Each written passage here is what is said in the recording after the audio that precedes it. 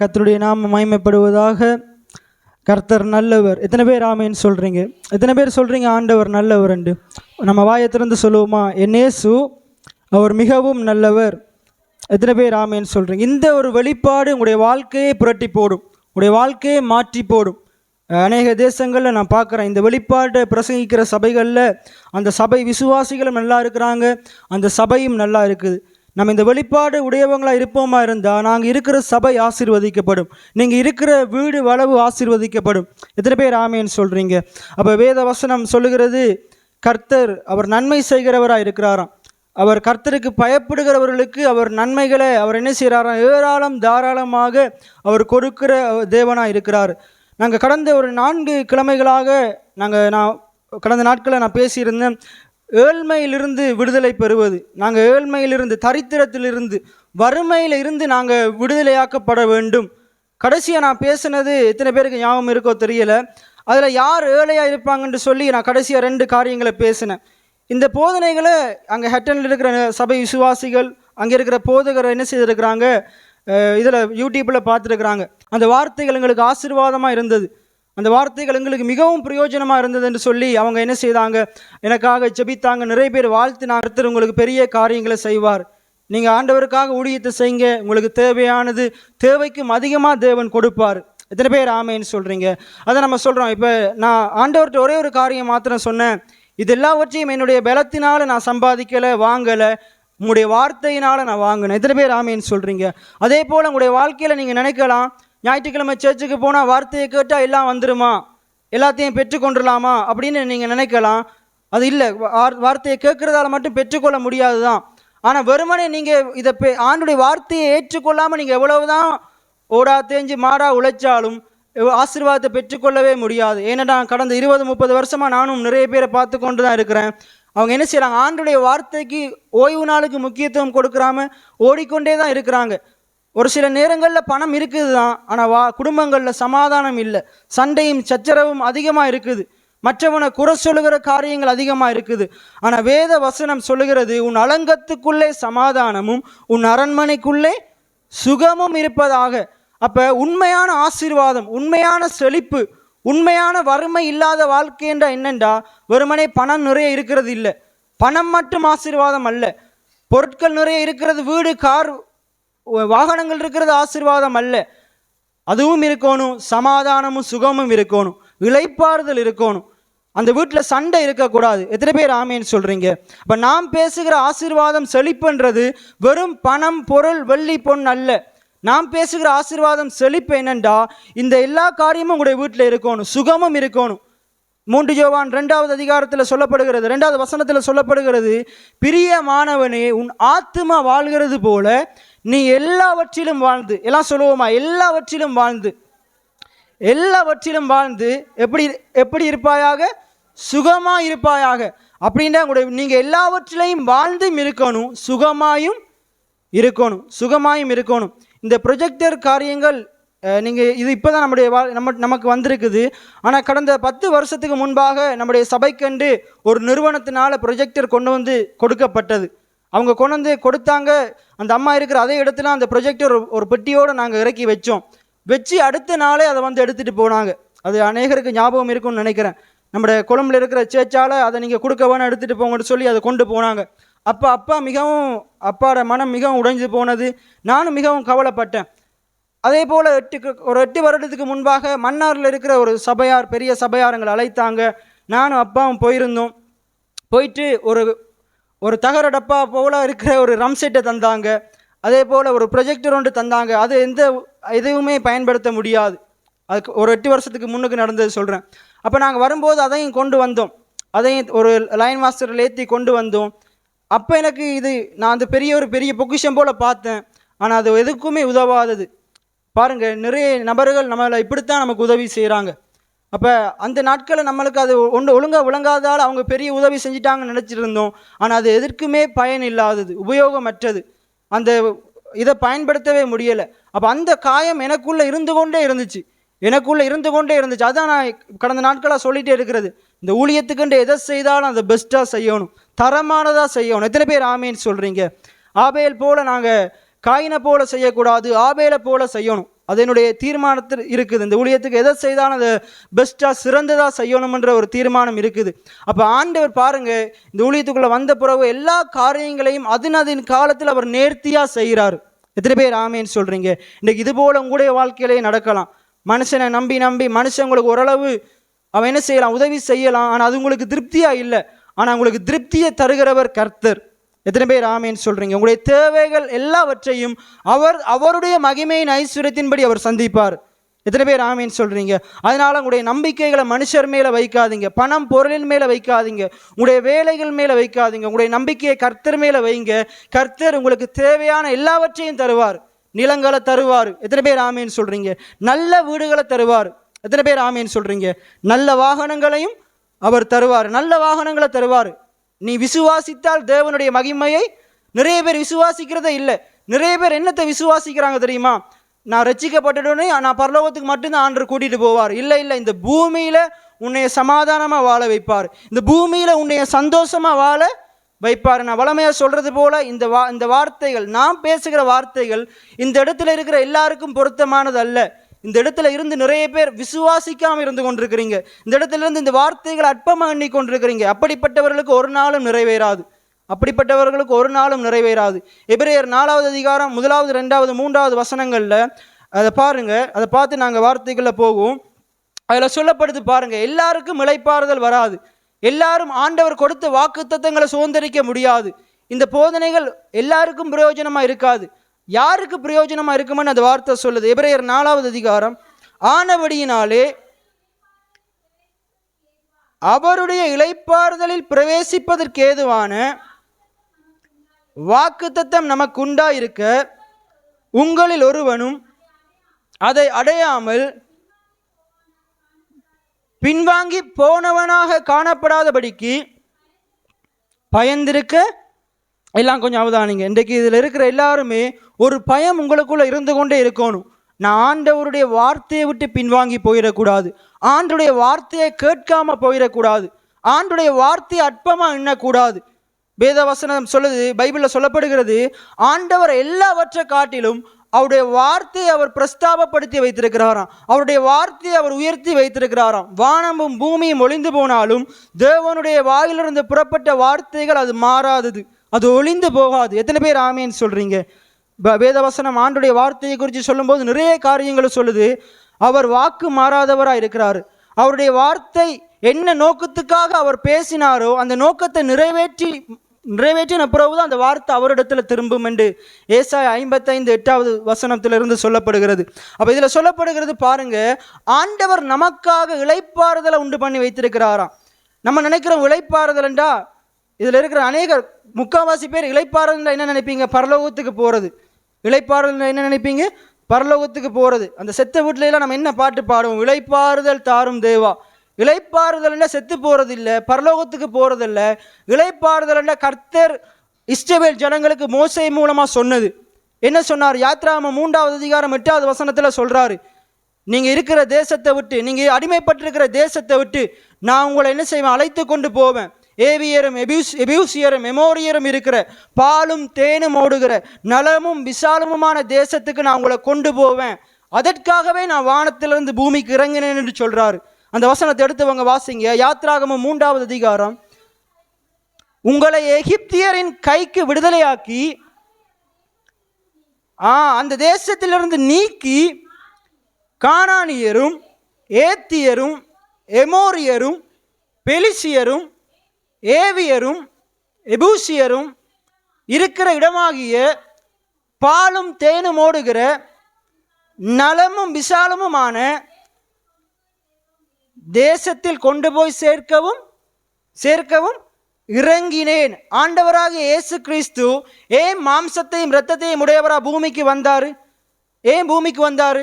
கடந்த காலத்தில் நம்ம நிறைய பிரசங்கம் கேட்டிருப்போம். நம்முடைய பாவங்களை மன்னிக்க, பாவிகளை ரட்சிக்க, இதை மட்டும்தான் நமக்கு போதிச்சாங்க. இது மாத்திரம் அல்ல, அது ஆண்டவர் வந்ததுக்கு ஒரு நோக்கம்தான் அது. அதே போல் இப்போ நான் பேசுகிறதும் ஒரு நோக்கம்தான். ஏன் ஆண்டவர் இறங்கி வந்தாருண்டா, தரித்திரத்திலையும் ஏழ்மையிலையும் இருக்கிற ஜனங்களை அவர் ரட்சிக்கிறதுக்காக, அதிலிருந்து தூக்கி எடுக்கிறதுக்காக. எத்தனை பேர் ஆமேன்னு சொல்றீங்க? எத்தனை பேர் ஆமேன்னு சொல்றீங்க? நீங்க ஏழ்மையா இருப்பது ஆண்டுடைய சித்தம் அல்ல. நீங்க வறுமையில வாடுவது ஆண்டுடைய சித்தம் அல்ல.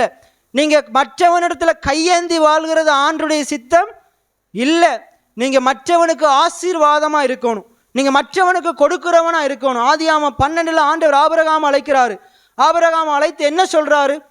நான் காண்பிக்கும் தேசத்துக்கு போ, நான் உன்னை ஆசீர்வதிக்கவே ஆசீர்வதிப்பேன், உன் பேரை நான் பெருமைப்படுத்துவேன். அது மட்டும் சொல்லலை, நீ ஆசீர்வாதமா இருப்பாய். அப்படின்னு என்ன அர்த்தம்?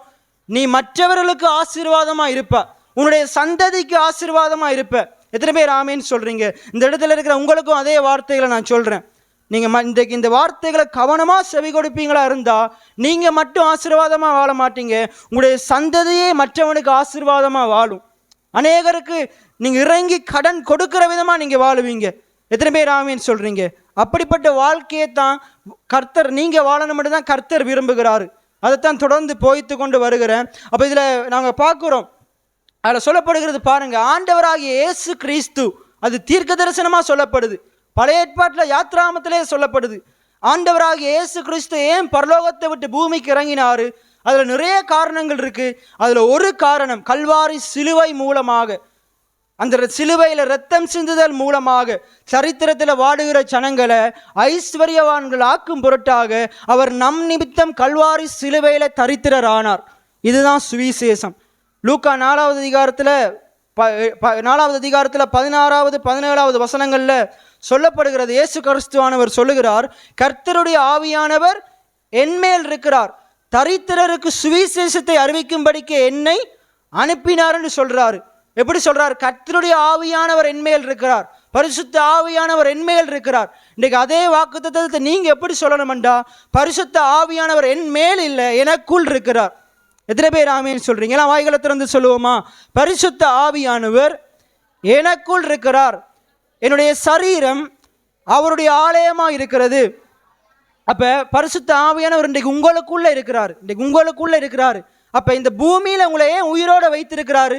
கெரிய செத்து பரலோகம் வர்றதுக்கு இல்லை, மற்றவனுக்கு முன்மாதிரியா வாழ்றதுக்கு, மற்றவனுக்கு முன்னுக்கு ஒளியின் பிள்ளைகளா வாழ்றதுக்கு, ஒளியா வாழணும், உப்பா வாழணும், மற்றவனை போல வாழக்கூடாது. இந்த உதயபுரத்தில் இருக்கிற எல்லாருமே கையேந்தி வாழலாம். ஆனால் கர்த்தருடைய சபையில நாட்டப்பட்டவன், ஆலயத்தில் நாட்டப்பட்டவன், அவன் தேவனுடைய பிரகாரத்தில் செழித்திருக்கணும், ஏழையா இருக்கக்கூடாது, செழிப்பா இருக்கணும் என்று வேதம் சொல்லுது. 92வது சங்கீதம் கடைசி 3 வசனமும் சொல்லுது, கர்த்தருடைய ஆலயத்திலே நாட்டப்பட்டவர்கள் தேவனுடைய பிரகாரங்களில் செழித்திருப்பார்கள். அப்படின்னா என்ன அர்த்தம் பண்றா? நீங்க ஒரு சபையில நிலைத்திருக்கும் போது, இப்ப இந்த போதனைகளை நீங்க தொடர்ந்து கேட்கணும். இருந்துட்டு ஒருக்க கேட்கிறவனுக்கு மாற்றம் வராது. அவன் என்ன செய்வான்? அதெல்லாம் அப்ப சரி வராது பிரதர் அப்படின்னு அவிசுவாசத்தை தான் பேசுவான். ஆனா நீங்க இன்றைக்கு ஒருவேளை அவிசுவாசத்தோடு இருக்கலாம், சந்தேகத்தோடு இருக்கலாம். இதெல்லாம் எனக்கு நடக்குமா, இது எப்படி ஆகும் என்று மரியாதை போல கேட்கலாம், எப்படி ஆகமென்று கேட்கலாம். சாராள போலவும் ஆபிரகாம போலவும் எப்படி இருக்கலாம்டா, நான் முதிர் வயதாகிட்டே இது எப்படி நடக்கக்கூடும் என்று நீங்க நினைத்து கொண்டிருக்கலாம். நான் சொல்றேன், அவருடைய வார்த்தையின்படி உங்களுக்காக கடவுது. எத்தனை பேர் ஆமேன்னு சொல்றீங்க? நான் திருப்பி உங்களுக்கு சொல்றேன், நீங்க வார்த்தைக்கு முக்கியத்துவம் கொடுக்கணும். இன்னொரு காரியம், இந்த விசேஷமா ஒரு காரியத்தை சொல்றேன், வடிவ அவதானிங்க. இது முக்கியமான ஒரு சத்தியம். நான் வியாழக்கிழமை வீட்டுக்கூடத்தில் பேசி கொண்டிருக்கும் போது நான் ஆயத்தப்படுத்தவே இல்லை, ஆண்டவர் வெளிப்படுத்தின ஒரு காரியம். நீங்க சற்று ஆராய்ந்து பாருங்க. இன்றைக்கு நீங்க இந்த பூமியில வாழ்ற மற்ற ஆக்களை போல வாழணுமா இருந்தா உங்களுக்கு நீங்க சர்ச்சுக்கு வர தேவையில்லை, பைபிள் ஸ்டடிக்கு வர தேவையில்லை, ஜெப கூட்டங்களுக்கு வர தேவையில்லை, காலம் எழும்பி ஆண்டவர்கிட்ட ஜபிக்கணும்ன்ற அவசியம் இல்லை, இரவும் பார்க்கணும் பைபிளை படிக்கணும்ன்ற அவசியம் இல்லை, ஆண்டவருக்கு கொடுக்கணும்ன்ற அவசியம் இல்லை, ஊழியக்காரனை கனம் பண்ணணும்ன்ற அவசியம் இல்லை, அப்ப தீமையை வெறுத்து வாழணும்ன்ற அவசியம் இல்லை, பூமியில் இருக்கிற மற்றவனை போல வாழணும்டா, சாதாரணமா வாழணும்டா. இன்றைக்கு நீங்க 3 வேளை சாப்பிட்றதுக்கு ஆண்டவர் தேவையில்லை, உங்களுடைய கையின் பிரயாசமே போதும், உங்களுடைய நெத்தி வேர்வையே போதும். இன்றைக்கு நிறைய பேர் இதைத்தான் மேன்மை பாராட்டி கொண்டிருக்கிறாங்க. உங்களுடைய உழைப்பு மட்டும் போதும். இன்றைக்கு நீங்கள் சர்ச்சுக்கு வந்திருக்க தேவையில்லை, 3 வேளை ஒழுங்காக சாப்பிடணும்டா. இன்றைக்கு நீங்கள் வேலைக்கு போயிருக்கலாம். அதுக்காக மாத்திரம் நீங்கள் நிறைய பேர் அந்த வெளிப்பாடு இல்லாதால தான், ஐயோ நான் சர்ச்சுக்கு போனால் தான் 3 வேளை சாப்பாடு இருக்கும்னு நினைக்கிறாங்க. இல்லை இல்லை, நீங்கள் வேலைக்கு போனாலும் 3 வேளை சாப்பிட்டுடலாம். ஏன்னா இன்றைக்கு நிறைய பேர் சர்ச்சுக்கு வராமல் வேலைக்கு போகிறாங்க, அவங்க நல்லா தானே இருக்கிறாங்க, நல்லா தானே இருக்கிறாங்க. ஆனால் ஆண்டவர் நீங்கள் அப்படி வாழணும்னு ஆண்டவர் விரும்பலை. ஆண்டவர் எதை விரும்புகிறாரு? உங்களுக்கு தேவைக்கும் அதிகமாக இருக்கணும். எத்தனை பேர் ஆமேன்னு சொல்கிறீங்க? நீங்கள் சாதாரணமாக வாழ்கிறதுக்கு உங்களுக்கு ஒரு ஆண்டவர் தேவையே இல்லை. திருப்பியும் சொல்கிறேன், நீங்கள் சாதாரணமாக வாழ்கிறதுக்கு நீங்கள் தேவையே இல்லை. ஆண்டவர் உங்களுக்கு தேவையே இல்லை. ஆண்டுடைய வார்த்தை தேவையே இல்லை. ஜெபம் தேவையே இல்லை. ஆனால் நீங்கள் அசாதாரணமான ஒரு வாழ்க்கையை வாழ்கிறதுக்கு, இயற்கைக்கு மேற்பட்ட ஒரு வாழ்க்கையை வாழணுமெண்டா உங்களுக்கு இந்த ஆண்டவராகிய இயேசு கிறிஸ்து தேவை. எத்தனை பேர் ஆமேன்னு சொல்கிறீங்க? அப்போ இந்த இடத்துல சபையில் வருகிற விசுவாசிகள், நான் இந்த பூமியில் மற்றவனை போல சாதாரணமாக வாழ்ந்துட்டு போவோம் அப்படி நினைப்பீங்களா இருந்தால், இங்கே அப்படிப்பட்ட நினைப்பு உடையவங்களாம் இந்தியிலேருந்து இருக்கக்கூடாது. நீங்கள் இந்தியிலேருந்து ஒரு தீர்மானத்தை எடுக்கணும், நான் ஒரு விசேஷமானவனாக இருக்கணும். பைபிள் சொல்லுது, ஆகாயத்து பறவைகளை கவனித்து பாருங்கள், அவைகள் விதைப்பதும் இல்லை அறுப்பதும் இல்லை. புஷ்பங்களை கவனித்து பாருங்க, சாலமோனுக்கு உடுத்தாத உடுப்பை நான் அது கொடுத்து இருக்கிறேன். நீங்கள் அவைகளை பார்க்கிலும் விசேஷித்தவர்கள் அல்லவா? அவைகளை பார்க்கிலும் ஆண்டவர் நம்மளை விசேஷமாக படைத்திருக்கிறார். நீங்கள் சாதாரணமானவர்கள் அல்ல, நீங்கள் விசேஷமானவர்கள், ஆண்டவரால் முன்குறிக்கப்பட்டவர்கள், தெரிந்து கொள்ளப்பட்டவர்கள். ஆபிரகாம் ஒரு சாதாரணமான வாழ்க்கையை வாழ்ந்து கொண்டிருக்கிறான். சாதாரணமான வாழ்க்கையை வாழ்ந்து கொண்டிருக்கிறான். அவன் எப்படி நினச்சி கொண்டிருக்கிறான்? நான் சாகு மட்டும் இப்படியே வாழ்ந்துட்டு போயிடுவோம், இப்படியே வாழ்ந்துட்டு போயிடுவோம், நம்ம யாருக்கும் பாரமாகவும் இருக்க தேவையில்லை, யாருக்கும் உதவுறவனாகவும் இருக்க தேவையில்லை அப்படின்னு சொல்லி அவனுடைய தொழிலை பார்த்து கொண்டு சாதாரணமான ஒரு வாழ்க்கையை வாழ்கிறான்.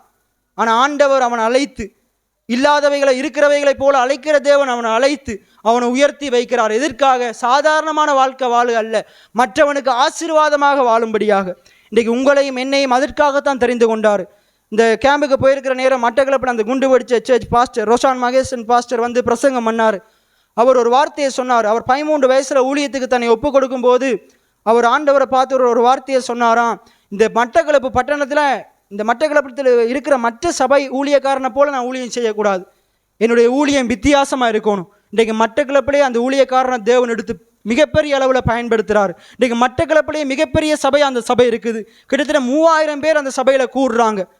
அவர் ஆண்டவரை பார்த்து சொல்லும்போது அவருக்கு 13 வயசு, ஒருத்தனமே இல்லை. அவர் கையை நீட்டி சொன்னார், எனக்கு நேராக கையை நீட்டி சொன்னார், ஆண்டவர் உன்னையும் அப்படி பயன்படுத்துவார்.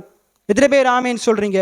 நானும் சொன்னேன், என்னுடைய ஊழியம் சாதாரணமான ஊழியமாக இருக்காது. இந்த மன்னார்பட்டத்தில் எத்தனை சபைகள் இருக்கலாம், எப்படிப்பட்ட சபை இருக்கலாம், ஆனால் ஆண்டவர் என்னுடைய ஊழியத்தை வித்தியாசமாக செய்வார், என்னை வித்தியாசமாக இதை நான் அறிக்கை செய்து கொண்டே இருந்தேன். அப்போ நீங்களும் சொல்லணும், இந்த உதயபுரத்தில், இந்த பேசாலையில், இந்த மன்னாரில் ஆண்டவர் என்னை வித்தியாசமான ஆண்டுடைய பிள்ளையாக என்னை பயன்படுத்துவார். எத்தனை பேர் ஆமேன்னு சொல்கிறீங்க? வித்தியாசமாக பயன்படுத்துவார். அப்போ நீங்கள் என்ன செய்யணும்னா, இந்த உபதேசத்தில் நிலைத்திருக்கணும், இந்த வார்த்தைகளை தொடர்ந்து கேட்கணும்.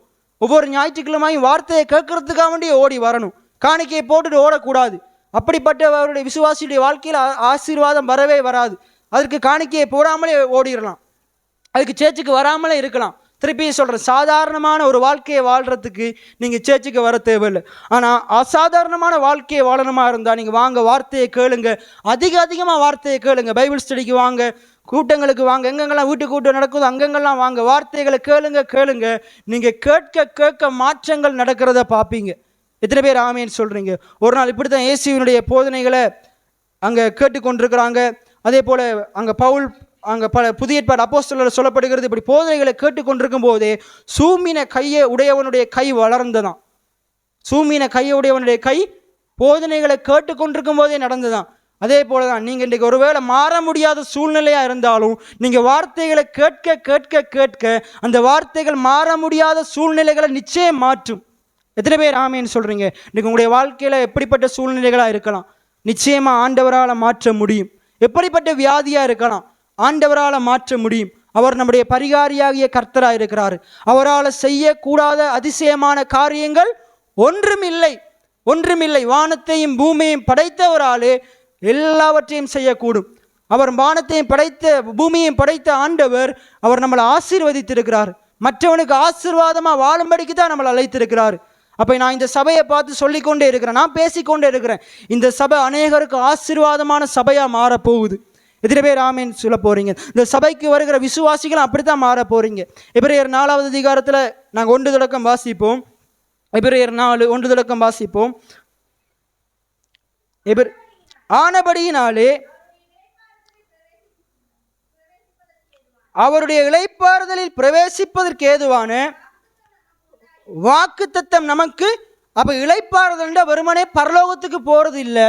இஸ்ரவேல் ஜனங்களுக்கு ஆண்டவர் சொல்கிறாரு, நீங்கள் அடிமைத்தனத்தில் இருக்கிற அந்த எகிப்து தேசத்தை விட்டு நான் உங்களை பாலும் தேனும் ஓடுகிற நலமும் விசாலமுமான தேசத்துக்கு உங்களை கொண்டு போய் சேர்க்கவே இறங்கினேன். அப்போ என்ன வாழ்க்கை இன்றைக்கு நம்மளை பார்த்து ஆண்டவர் சொல்கிறாரு, உங்களை ஆண்டவர் இளைப்பாறுதல் ஆண்டவர் உங்களுக்கு தருவார். அப்படின்ற கெரிய நீங்கள் பாடையில் ஏறி போயிடுவீங்கன்ற அப்படி சொல்லலை. இளைப்பாறுதல் சமாதானம்ண்டா என்னண்டா, உங்களுடைய வாழ்க்கையில் ஒரு குறையும் இல்லாத வாழ்க்கைக்குள்ள ஆண்டவர் உங்களை கொண்டு போக போகிறாரு. எத்தனை பேர் விசுவாசிக்கிறீங்க? விசுவாசிக்கிறவங்க இப்படி ஆமேன்னு சொல்ல மாட்டாங்க. அப்போ ஆண்டவர் உங்களை எப்படிப்பட்ட வாழ்க்கைக்குள்ளே கொண்டு போக போகிறாருண்டா, அந்த கானானுக்குள்ளே போகும் பொழுது அந்த கானானில் ஒரு குறையுமே இல்லையாம். கானானில் ஒரு குறையுமே இல்லையாம். காலேபும் யோசுவாவும் போயிட்டு வந்து சொல்கிறாங்க, நாங்கள் போய் வந்த தேசம் நீங்கள் சொன்னபடி நல்ல தேசம். அங்கே நல்ல திராட்சை குலைகள் இருக்கிறது, அங்கே நிறைய ராட்சதர்கள் இருக்கிறாங்க. ஆனால் அவர்களை இலகுவாக நாங்கள் சுதந்திரித்து கொள்ளலாம், இலகுவாக நாங்கள் சுதந்திரித்து கொள்ளலாம். அதே போல் இந்த பூமியில் நிறைய பாதகமான காரியங்கள் இருக்கலாம், நிறைய பிசாசினுடைய காரியங்கள், பிசாசினுடைய ஆதிக்கம் இருக்கலாம். ஆனால் உங்களால் அந்த பிசாசினுடைய ராஜ்யத்தை மேற்கொள்ள முடியும். எத்தனை பேர் ஆமேன்னு சொல்கிறீங்க? உங்களால் மேற்கொள்ள முடியும். அதுக்கு நீங்கள் எப்படிப்பட்ட வார்த்தைகளை சொல்லணும்? காலேப் யோசுவாவை போல பேசணும். அவர்கள் நமக்கு இரையாவார்கள் என்று சொல்லணும். என் தேவனால் நான் உயருவேன் என்று சொல்லணும். ஒரு உதாரணத்தை சொல்கிறேன். கடந்த போன கிழமை ஏஓஜி சர்ச்சில் ஹட்டனில் இருக்கிற ஏஓஜி சர்ச் பாஸ்டர் ஜோகநாதன் என்ற ஒருத்தர் இறந்து போயிட்டார். அவர் இன்றைக்கு ஹட்டன்லேயே மிகப்பெரிய ஊழியக்காரரில் ஒருவர். அப்போ அவர் ஒரு 30 வருஷத்துக்கு முன்னுக்கு ஒரு பாஸ்டர் மாரையான அழைத்து என்ன செய்தாராம், அவருடைய பெரிய சபையை கட்டுறதுக்கு பிளான் பண்ணி கொண்டிருந்தாராம். அங்கே கிரீன் வில்லான்னு ஒரு வில்லா இருக்குது, அதை கட்டுறதுக்கு அவர் என்ன செய்தாராம், அதை கட்டுறதுக்காக என்ன செய்தாராம், ஒரு ஜெபத்தை நடத்தினாராம்.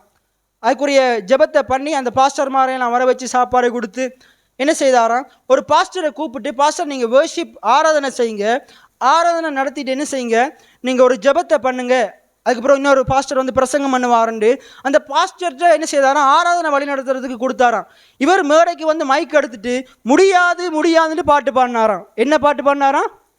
முடியாது முடியாது. அப்படியே கதரை விட்டு எழும்பி வந்தாராம், மைக்கை வாங்கினாராம். பாஸ்டர் நேராக வாசல் இருக்குது, அப்படியே நேராக வெளியே போகிறீங்க, கேட்டை திறக்கிறீங்க, அப்படியே உங்களை வீட்டுக்கு ஓடிடுறீங்கன்னு அனுப்பி விட்டாராம். ஏன்? அவர் முடியுமென்று வந்து நிற்கிறாரு, இவர் முடியாதுன்னு நிற்கிறாரு. இன்றைக்கி நிறைய பேர் அப்படிப்பட்டவங்க அதுக்குள்ளே இருக்கிறாங்க. இந்த இடத்துல வந்து நான் உங்களுடைய வாழ்க்கையை ஆண்டு உயர்த்துவாருன்னு சொல்கிறேன், அதெல்லாம் நடக்காது பிரதர் அப்படின்ற அவிசுவாசம் இருதயத்துக்குள்ளே இருக்குது. வாயில் அல்லேலையா வருது, இருதயத்தில் அவிசுவாசம் இருக்குது. இருதயத்தின் நிறைவினால் வாய், நீங்கள் இஞ்ச அல்லேலையா சொல்லிடலாம், ஆனால் இந்த கிழமை முழுக்க என்னத்தை பேசுவீங்க? அவர் அப்படித்தான் சொல்லுவார், முடியாது. வெளியே போனோடனே பிசாசு வசனத்தை எடுத்து போட்டுருவான். அப்போ நீங்கள் எதை சொல்லி கொண்டிருக்க போகிறீங்க? காலேப் யோசுவாவை போல முடியுமென்று சொல்ல போகிறீங்களா, இல்லாட்டி முடியாதுன்னு சொல்ல போகிறீங்களா? எத்தனை பேர் முடியுமென்று சொல்ல போகிறீங்க? எத்தனை பேர் ஆமேன்னு சொல்கிறீங்க? நிச்சயமாக முடியும். எத்தனை பேர் ஆமேன்னு சொல்கிறீங்க? ரைட். அப்போ இதில் சொல்லுது பாருங்கள், ஆனபடியினாலே அவருடைய இளைப்பாறுதலில் பிரவேசிப்பதற்கு ஏதுவான. அப்போ நீங்கள் இந்த பூமியில் இளைப்பாறுதல், ஒரு சமாதானத்தை, ஒரு சந்தோஷத்தை நீங்கள் அனுபவிக்கணுமா இருந்தால் உங்களுக்கு ஆண்டவர் என்னத்தை தந்திருக்கிறாரு? தலையில் கை வைக்கிற ஊழியக்காரனை தரல, வாக்கு தத்தத்தை தந்திருக்கிறாரு. என்னத்தை தந்திருக்கிறாரு? வாக்கு தத்தத்தை தந்திருக்கிறாரு. அப்போ பைபிள் வசனம் என்ன சொல்லுது? வாக்கு தத்தங்கள் எல்லாம் கிறிஸ்து இயேசுவுக்குள் இல்லை என்றும் முடியாதென்றும் இருக்கிறது. அப்படியா போட்டிருக்குது? ஆமென்றும் ஆமேன் என்றும் இருக்கிறது. ஆண்டவர் உங்களுக்கு சொன்ன வாக்கு தத்தத்தை அவர் நிச்சயம் செய்து முடிப்பார். அவர் செய்து முடிக்க நல்லவராகவும் இருக்கிறாரு, வல்லவராகவும் இருக்கிறாரு. ஒரு 2-3 கிழமைக்கு முன்னுக்கு நான் உங்களோட பேசினேன். நிறைய ஜனங்கள் வல்லவங்களா இருக்கிறாங்க, நல்லவங்களா இல்லை.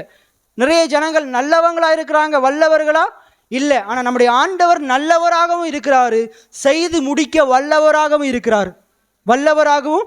அப்போ உங்களுடைய வாழ்க்கையில் நிச்சயமாக செய்து முடிப்பார், நிச்சயமாக செய்து முடிப்பார். அப்போ இதில் வாசித்தீங்கண்டா, அப்போ வாக்குத்தத்தங்கள் நமக்கு உண்டாயிருக்க உங்களில் ஒருவனும் அதை அடையாமல் பின்வாங்கி போனவனாக காணப்படாதபடிக்கு. அப்போ அந்த இளைப்பாறுதலுக்குள்ளே பிரவேசிக்காமல் பரலோகத்துக்கு போயிடாதீங்க. நிறைய பேருடைய ஜெபமே என்ன இருக்குது? இதுலேயும் அப்படிப்பட்டவங்க இருக்கலாம். ஆண்டவரே பேசாமல் என்னை எடுத்துக்கொள்ளுங்க. அப்படிப்பட்ட ஜெபத்தை பண்ணுற விசுவாசி உண்மையாக வேதத்தின் சரியான வெளிப்பாடு இல்லாத விசுவாசி. பைபிள் என்ன சொல்லுது? முதிர் வயதிலும் நீ பசுமையும் புஷ்டியுமா இருப்பாய், முதிர் வயதிலையும் நீ கனி கொடுக்கிறவனா இருப்ப. அதுதான் ஆண்டுடைய சித்தம்.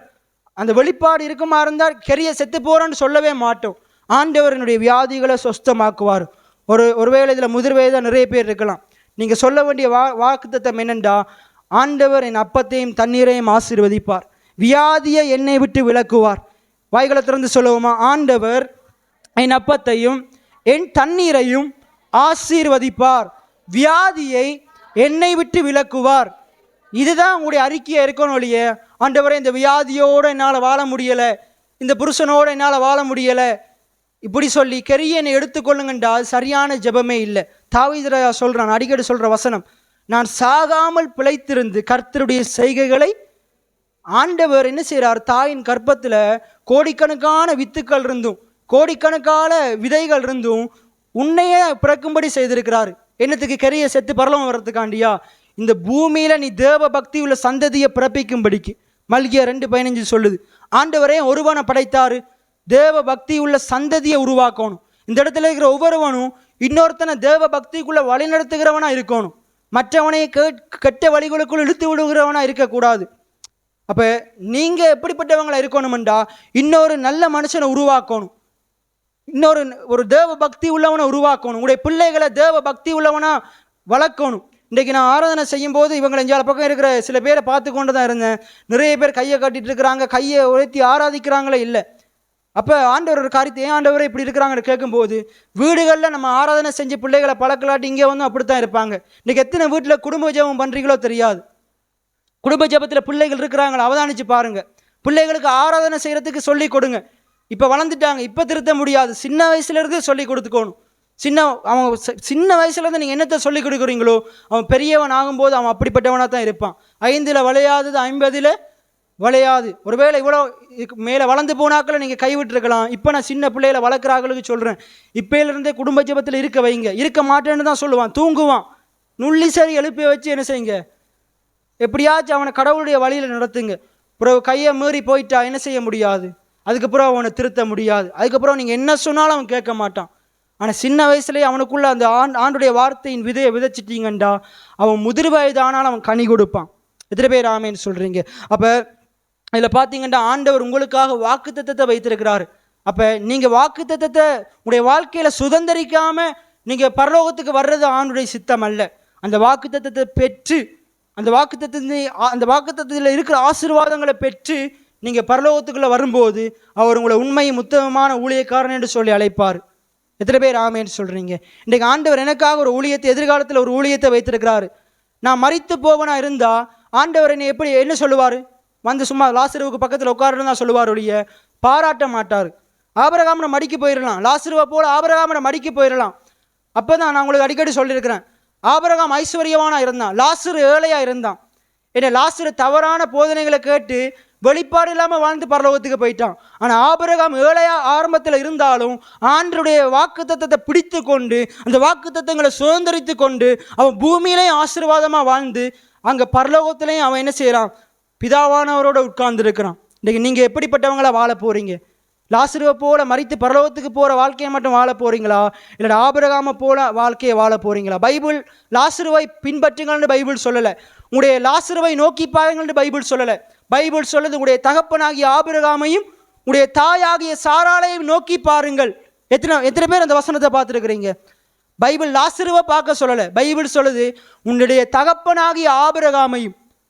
அதுவும் நம்மட தகப்பனை கூட பார்க்க சொல்லலை. ஏன்னா நம்மட தகப்பன் தாய்மார் சில வேளை என்ன செஞ்சிடலாம், மாறி போயிடலாம். ஆனால் ஆபிரகாம் அவன் விசுவாசத்தில் பலவீனமாக இருக்கவில்லை என்று வேதம் சொல்லுது. அவனை நோக்கி பார்க்குற விசுவாச பிள்ளைகள், அவனை நோக்கி பார்க்கிற நாங்கள் ஒவ்வொருவரும் விசுவாசத்தில் பலவீனமாக இருக்க மாட்டோம். இல்லாதவைகளை இருக்கிறவைகளை போல தேவனை போல நாங்கள் இருப்போம். எத்தனை பேர் ஆமேன்னு சொல்கிறீங்க? அப்போ பைபிள் திட்டமும் தெளிவாக சொல்லுது, ஆபிரகாமை நோக்கி பாரு, சாராளை நோக்கி பாரு. அவங்க எப்படி வாக்குத்தத்தங்களை பிடித்து கொண்டு சுதந்திரித்து கொண்டு வாழ்ந்தாங்களோ அதே போல் நீயும் வாழணும். இன்னொரு வசனத்தை என்னால் காட்ட முடியும். எபிரேயர் 6வது அதிகாரம் 11வது வசனத்திலையும் சொல்லுது, வாக்குத்தத்தத்தை விசுவாசத்தினாலும் நீடிய பொறுமையினாலும் சுதந்திரித்தவர்களை பின்பற்று. இந்த வசனத்தையும் வாசிங்க. நீங்கள் அசதியா இராமல் வாக்குத்தத்தமான ஆசீர்வாதங்களை விசுவாசத்தினாலும் நீடிய பொறுமையினாலும் சுதந்திரித்து கொள்ளுகிறவர்களை. ரைட், பைபிள் நம்மளை யாரை பின்பற்ற சொல்லுது? ஆசீர்வாதங்களை சுதந்திரித்து கொள்ளுகிறவர்களை, ஆசீர்வாதத்தை சுதந்திரிக்காம போனவர்களை பின்பற்ற சொல்லலை, ஆசீர்வாதத்தை சுதந்திரித்து கொண்டவர்களை பின்பற்ற சொல்லுது. இன்றைக்கு நிறைய ஊழியக்காரங்க பேசுவாங்க, லாசருவை உயர்த்தி பேசுவாங்க. லாசருவை அங்கே அந்த பகுதியில் மட்டும்தான் சொல்லப்படுது. ஆனால் ஆபிரகாமை குறித்து பைபிள் முழுவதும் சொல்லப்படுது. நான் சொல்கிறது சரியா இல்லையா? லாசருவை குறித்து அந்த பகுதியில் மட்டும்தான் சொல்லப்படுது, அந்த ஏழை லாசருவை குறித்து. ஆனால் அன்றைக்கு சபைகளில் ஏழை லாசருவை குறித்து மேன்மை பாராட்டி ஜனங்களும் ஏழையாக இருப்பாங்க, போதகரும் ஏழையாக இருப்பார். பைபிள் முழுவதும் யாரை குறித்து சொல்லுதுன்னா ஆபிரகாமை குறித்து சொல்லுது. ஆபிரகாமுக்கு உண்டான ஆசீர்வாதத்தை குறித்து சொல்லுது. கலாத்தியர் 3:13-14 சொல்லுது, மரத்தில் தூக்கப்பட்ட எவனும் சபிக்கப்பட்டவன் என்று எழுதியிருக்கிறபடி கிறிஸ்து நமக்காக சாபமாகி நியாயப்பிரமாணத்தின் சாபத்திலிருந்து நம்மளை நீங்களாக்கி மீட்டு கொண்டார். ஆமேன். அப்படி சொல்லலை. அதுக்கு 14வது வசனம் சொல்லுது, ஆபிரகாமுக்கு உண்டான ஆசீர்வாதம் புறஜாதிகளாகிய உங்களிடத்திலும் என்னிடத்திலும் வரும்படியாகத்தான் இப்படி நடந்தது. சத்தம் ஒரு ஆமேன் சொல்லுவோமா? இன்றைக்கி நீங்கள் எப்படி வாழணும்னா ஆபிரகாமை போல வாழணும், லாசருவை போல வாழக்கூடாது. அதனால தான் இப்படிப்பட்ட வெளிப்பாடை ஆண்டவர் தந்திருக்கிறார். அதனால திருப்பி எப்படியாச்சும் உங்களுடைய இருதயத்தில் அதை புதுத்திரணும். இந்த வெளிப்பாட்டை நீங்கள் பெற்றுக்கொள்ளணும். இந்த வெளிப்பாட்டை நீங்கள் பெற்றுக்கொள்ளுவீங்களா இருந்தால் நீங்கள் ஆண்டவருடைய வாக்குத்தத்தங்களை சுதந்திரிக்க உங்களுடைய வாழ்க்கையில் இருக்கிற எல்லா பாவங்களும் உங்களை விட்டு ஓடி போகும். பயம் உங்களை விட்டு ஓடி போகும், கவலை ஓடி போகும், தவறான சிந்தனைகள் ஓடி போகும். இன்றைக்கி நான் பேச போகிறேன். சில ஜனங்கள் பாவம் செய்கிறதுக்கு காரணம் வறுமை, சில ஜனங்கள் திருடுகிறதுக்கு காரணம் வறுமை, சில ஜனங்கள் போதை வஸ்துக்களை கடத்தி பணத்தை சம்பாதிக்கிறதுக்கு காரணம் வறுமை, பண கஷ்டம், பண குறைவு, கடன். இதனால தான் நிறைய பேர் தவறான வழியில் உழைக்கிறாங்க. இன்றைக்கி அதை தான் பேச போகிறோம். அதுக்கு முன்னுக்கு சில காரியங்களை உங்களுக்கு விளங்கப்படுத்திட்டு அந்த காரியங்களுக்குள்ளே போவோம். அப்போ இது சாதாரணமான காரியம் அல்ல. இந்த வெளிப்பாட்டை நீங்கள் அறிந்து கொள்ளும் பொழுது இந்த பேசால பட்டணத்தில் இருக்கிற இந்த போதை வஸ்து கடத்தல் நம் நிமித்தம் மாறி போகும். எத்தனை பேர் விசுவாசிக்கிறீங்க? அது எப்படி பிரதர்? நாங்கள் இருக்கிறோம், கொஞ்சம் பேர் தான் இருக்கிறோம், அவ்வளோ பேர் இருக்கிறாங்க மன்னார் முழுவதும். அது எப்படி மாற்ற முடியும்? ஒரு மனுஷன் மூலமாக தேவனால் எல்லாவற்றையும் செய்ய முடியும். ஒரு ஆதாமத்தான் உண்டாக்கினார், ஒரு ஆபிரகாமைத்தான் தேவன் அழைத்தார், ஒரு நோவாவின் குடும்பத்தை தான் தெரிவு செய்தார், ஒரு ஜோனாவைத்தான் அனுப்பினார். அந்த ஒரு ஜோனாவால் நினிவே காப்பாற்றப்பட்டது. எத்தனை பேர் ஆமேன்னு சொல்கிறீங்க? இன்றைக்கு உங்கள் ஒருத்தரை கொண்டு பெரிய காரியங்களை தேவனால் செய்ய முடியும். என் ஒருத்தரை கொண்டு இந்த சபையில் பெரிய காரியங்களை செய்ய முடியும். எத்தனை பேர் ஆமேன்னு சொல்கிறீங்க? உங்கள் ஒவ்வொருத்தரை கொண்டு நீங்கள் இருக்கிற பட்டணத்தில், நீங்கள் இருக்கிற வீடுகளில் பெரிய தாக்கத்தை செலுத்த முடியும். நீங்கள் நினைக்கலாம், நான் ஒருத்தன் தான் குடும்பத்தில் ரட்சிக்கப்பட்டிருக்கிறேன், என் புருஷன் மாறுவானா, என் பிள்ளைகள் மாறுமா? நிச்சயமாக மாறுவாங்க. நீங்கள் மாறினா பிள்ளைகள் நிச்சயமாக மாறுவாங்க. நீங்கள் சரியான வழியில் நடந்தால் உங்களுடைய குடும்பம் சரியான வழியில் இருக்கும். எத்தனை பேர் ஆமேன்னு சொல்கிறீங்க? ஆண்டவர் ஒருவன் அழைத்தார், ஒருவன் அழைத்து அவனை தெரிந்து கொண்டு அவனை பயன்படுத்தினார். ஒரு பவுல் மூலமாக இன்றைக்கு சுவிசேஷம் இலங்கைக்குள்ளே வந்திருக்குது, உலகம் முழுவதும் சுவிசேஷம் போயிருக்குது. அப்போ உங்களை கொண்டு செய்ய மாட்டாரா? என்னையை கொண்டு செய்ய மாட்டாரா? நிச்சயம் அவர் செய்வார். எத்தனை பேர் ஆமேன்னு சொல்கிறீங்க? ரைட். அப்போ இதில் நாங்கள் வாசிக்கிறோம். அப்போ இதில் பார்த்தீங்கன்னா, ஏனெனில் சுவிசேஷம் அவர்களுக்கு அறிவிக்கப்பட்டது போல நமக்கும் அறிவிக்கப்பட்டது, ஆனால் கேட்டவர்கள் விசுவாசம் இல்லாமல் கேட்டபடினால். எபிரேயர் 4:1-2 எபிரேயர் 4:1-2 பாருங்க. 2வது வசனம் சொல்லுது, ஏனெனில் சுவிசேஷம் அவர்களுக்கு அறிவிக்கப்பட்டது போல நமக்கும் அறிவிக்கப்பட்டது. இப்போ நான் யாருக்கு போதிக்கிறேன்? இதில் இருக்கிற சின்ன பிள்ளை தொடக்கம் பெரிய ஆள் வரைக்கும் எல்லாருக்கும் தான் போதிக்கிறேன், எல்லாருக்குமே போதிக்கிறேன். ஆனால் நிறைய பேர் எப்படி கேட்குறாங்க? எப்படா முடிப்பாருன்றே கேட்குறாங்க. இறைச்சி இருக்குமா இருக்காதுன்னு கேட்குறாங்க, மரக்கறி இருக்குமா இருக்காதுன்னு கேட்குறாங்க, திருவிருந்து வேறு இருக்குதே நேரத்துக்கு முடியுமான்னு கேட்குறாங்க. ஆனால் ஒரு சிலர் விசுவாசத்தோடு கேட்குறாங்க. யாரெல்லாம் விசுவாசத்தோடு கேட்குறாங்களோ அவங்க தேவனுடைய மகிமையை நிச்சயம் காண்பார்கள். வேதவசனம் சொல்லுது, மார்த்தாளோ பலவிதமான காரியங்களை குறித்து கவலைப்பட்டாள், தேவையானது ஒன்றே, மரியாள் தன்னை விட்டு எடுபடாத எது நல்ல பங்கு? ஆண்டுடைய பாதத்திலிருந்து அவனுடைய வார்த்தையை கேட்கறது. இன்றைக்கு நீங்கள் விலையேற பெற்றவர்கள், யாரெல்லாம் உண்மையாக அவருடைய சத்தத்துக்கு செவி கொடுக்குறீங்களோ நிச்சயமாக உங்களுடைய வாழ்க்கை மாறும், உங்களுடைய சூழ்நிலை நிச்சயமாக மாறும். விசுவாசத்தோடு ஏற்றுக்கொள்ளுங்க. எபிரேயர் 6:11 அதைத்தான் சொல்லுது. எல்லாரையும் பின்பற்றாதீங்க, கண்டவன் கனியவனெல்லாம் பின்பற்றாதீங்க, வந்தவன் போனவனெல்லாம் பின்பற்றாதீங்க, விசுவாசத்தினாலும் நீடிய பொறுமையினாலும் சுதந்திரித்து கொள்ளுகிறவர்களை பின்பற்றுங்க. இன்றைக்கி நீங்கள் என்னோட கேட்டிங்கன்னா நான் சொல்லுவேன், என்னுடைய வாழ்க்கையில் நான் பெற்றுக்கொண்டிருக்கிற ஆசீர்வாதங்கள் எப்படி வருதுன்னா என்னுடைய திறமையினால் அல்ல, என்னுடைய தாளந்தினால் அல்ல, என்னுடைய கையின் பிரயாசத்தினால் அல்ல. நீங்கள் போயிட்டு ஈசாக்கிட்ட கேட்டிருப்பீங்கண்டா, ஈசாக்கு நீ எப்படி நூறத்தனையான ஆசீர்வாதங்களை பெற்ற? என்னுடைய கையின் பிரயாசத்தினால பெற்றேன்னு அவன் சொல்ல மாட்டான். கர்த்தர் என்னை ஆசீர்வதித்ததினால் அந்த தேசத்திலே நூறத்தனையான நன்மைகளை பெற்றேன்னு தான் சொல்லுவான். பேதுருட்ட போய் கேட்டு பார்ப்பீங்கண்டா, பரலோகத்துக்கு போகும்போது பேதுருட்ட கேட்டு பாருங்க, சொல்லுவார், பேதுரு எப்படி 2 படகு நிறைய படகு வந்துச்சு, எப்படி 2 படகு நிறைய மீன் எப்படி நிரம்பிச்சுன்னு நீங்கள் கேட்டு பாருங்க. அவன் சொல்லுவான், அவருடைய வார்த்தையின்படி எனக்கு ஆயிடுச்சு. மரியாள்கிட்ட போய் கேட்டு பாருங்க, நீ தான் கன்னியா இருக்கிறிய, எப்படி இயேசு கிறிஸ்து உனக்குள்ள பிறந்தாருண்டு, அவருடைய வார்த்தையின்படி எனக்கு ஆனது. அப்படித்தான் மரியாள் சொல்லுவான். என்னட்ட கேட்டிங்கன்னா நான் அப்படித்தான் சொல்லுவேன். இந்த உண்மையாக இப்போ இந்த வெளிப்பாடை பெற்ற விசுவாசிட்ட கேட்டால் அந்த விசுவாசி அப்படித்தான் சொல்லுவான். அப்போ உங்களுடைய வாழ்க்கையில் நீங்களும் மரியாதை போல, நீங்களும் பேதுருவை போல, பழைய ஏற்பாட்டு பரிசுத்தவான்களை போல நீங்களும் ஆசீர்வாதங்களை சுதந்திரித்து கொள்ளணுமா இருந்தால் நீங்கள் யாரை பின்பற்றணும்? வாக்குத்தத்தமுள்ள ஆசீர்வாதங்களை விசுவாசத்தினாலும் நீடிய பொறுமையினாலும் சுதந்திரித்து கொண்டவர்களை பின்பற்றணும். யாரை பின்பற்றணும்? சுதந்திரித்து கொண்டவர்களை பின்பற்றணும். இன்றைக்கு நாளைக்கு உங்களோட பிள்ளைகள் உங்களை பின்பற்றணுமா இருந்தால் நீங்கள் சாதாரணமான ஒரு வாழ்க்கையை வாழ்ந்தீங்கன்னா உங்களை பின்பற்ற மாட்டான். ஆனால் நீங்கள் அசாதாரணமான வாழ்க்கையை வாழ்ந்து பாருங்கள், நிச்சயமாக உங்களை பின்பற்றுவாங்க. எத்தனை பேர் ஆமேன்னு சொல்கிறீங்க? இன்றைக்கு நான் ஒரு ஊழியக்காரனை பின்பற்றுகிறேன். எனக்கு அவரை மிகவும் அருமையாக பிடிக்கும். ஏனென்றால் அவருடைய ஊழியத்தில் ஏற்பட்ட வளர்ச்சிகள் என்னுடைய வாழ்க்கையில் மிகப்பெரிய தாக்கத்தை செலுத்தினது. அவர் பேசின வார்த்தைகள் மிகப்பெரிய தாக்கத்தை செலுத்தினது. எத்தனையோ ஊழியக்காரங்களோட பிரசங்கத்தை கேட்டிருக்கிறேன். ஒரு பிரசங்கமும் என்னைய மாற்றலை, ஒரு பிரசங்கமும் எனக்கு இப்படிப்பட்ட உயர்வான சிந்தனையை தரலை. சொல்லப்போனால் அப்படிப்பட்ட பிரசங்கத்தை கேட்டு இந்த ஆண்டவரை மட்டும் தேடு நான் கடந்த நாட்களில் நான் நினைத்திருக்கிறேன். இந்த ஆண்டவரை மட்டும் நான் தேடிடக்கூடாது, ஏதோ ஞாயிற்றுக்கிழமை சும்மா போய் சபையில் இருந்து ஓடி வந்துடணும். இந்த ஆண்டவரை நம்பி வாழ்ந்தா நம்ம எப்படி வாழணும்? பூமியில் ஆசீர்வாதமாகவே வாழ முடியாது. இவர் அதை போடாது, இதை போடாது, அதை கலட்டி, இதை கலட்டி, இப்படி செய்யாது, அப்படி செய்யாது மட்டும் சட்டத்தை மட்டும் போட்டுக்கொண்டிருக்கிறாரு. சட்டத்திட்டங்களை மட்டும் போட்டு அப்படியேப்பட்ட ஒரு நினைப்பு எனக்குள்ளே இருந்துச்சு. ஆனால் ஒரு சரியான உபதேசத்தை கேட்கும் பொழுது என் ஆண்டவர் எவ்வளவு நல்லவர் என்ற வெளிப்பாடு கிடைச்சது. என் ஆண்டவர் எவ்வளவு கிருபையுள்ளவர் என்ற வெளிப்பாடு கிடைச்சது. என் ஆண்டவர் என்னைய பிரியமானவன் என்று சொல்லி அழைக்கிறார், பிரியமானவன் என்று சொல்லி அழைக்கிறார். அவர் நான் சுகமாக இருக்கும்படி அவர் விரும்புகிறார், நான் செழிப்பாக இருக்கும்படி அவர் விரும்புகிறார், நான் மற்றவனுக்கு ஆசீர்வாதமாக இருக்கும்படி விரும்புகிறார், மற்றவனுக்கு கடன் கொடுக்கிற விதமாக இருக்கும்படி விரும்புகிறார். இப்படிப்பட்ட வார்த்தைகளை ஒரு ஊழியக்காரர் போதிக்கிறார். அதை கேட்டவுடனே என்னுடைய வாழ்க்கை மாறிச்சு. என்னுடைய வாழ்க்கை மாறத்துக்கு முன்னுக்கு என்னுடைய இருதயம் மாறிச்சு. இன்றைக்கு நிறைய பேருடைய இருதயம் மாறும் வரைக்கும் வாழ்க்கை மாற போகிறதே கிடையாது. நீதிமொழிகள் 23:7 சொல்லுது, ஒரு மனுஷனுடைய நினைவுகள், ஒரு மனுஷனுடைய இருதயத்தின் சிந்தனைகள், யோசனைகள், நினைவுகள் எப்படியோ அப்படியே அவன் இருக்கிறான், அப்படியே அவன் இருக்கிறான். இன்றைக்கு உங்களுடைய இருதயத்தை மாறாமல் உங்களுடைய வாழ்க்கை மாற போகிறதே கிடையாது. உங்களுடைய இருதயத்தில் உயர்தரமான சிந்தனைகள் வரணும். நீதிமொழிகளில் சொல்லப்படுகிறது, தீர்க்க தரிசனம் இல்லாத இடத்திலே சபைகள் சீர்கட்டு போகுதான். தீர்க்க தரிசனம் இல்லாத இடத்திலே சபைகள் சீர்கட்டு போகுதான். அதே போல் இன்றைக்கு உங்களுடைய வாழ்க்கையில் ஒரு தரிசனம் இல்லாட்டி உங்களுடைய வாழ்க்கை சீர்கட்டு போகும். உங்களுடைய வாழ்க்கையில் ஒரு தரிசனம் இருக்கணும். தேவனுக்காக எழுந்து பிரகாசிக்கணும், தேவனுக்காக பெரிய காரியங்களை செய்யணும், தேவனுடைய ராஜ்யத்துக்காக மிகப்பெரிய ஊழியத்தை செய்யணும், மிகப்பெரிய தாக்கத்தை இந்த கிராமத்தில் உண்டு பண்ணணும் என்று ஒரு உயர்வான நோக்கம், திட்டம், யோசனைகள், சிந்தனைகள் உங்களுக்குள்ள இல்லாட்டி நீங்கள் வாழ்கிற வாழ்க்கை வேஸ்ட்டு. நீங்கள் வாழ்கிற வாழ்க்கை யாருக்கும் பிரயோஜனமாகவே இருக்காது. வெறுமனே உங்களுக்கும் உங்களுடைய குடும்பத்துக்கும் தான் ஆசீர்வாதமாக இருக்கும். அதற்காக தேவன் உங்களை என்னை அழைக்கலை, அதற்காக தேவன் உங்களை என்னை அழைக்கலை.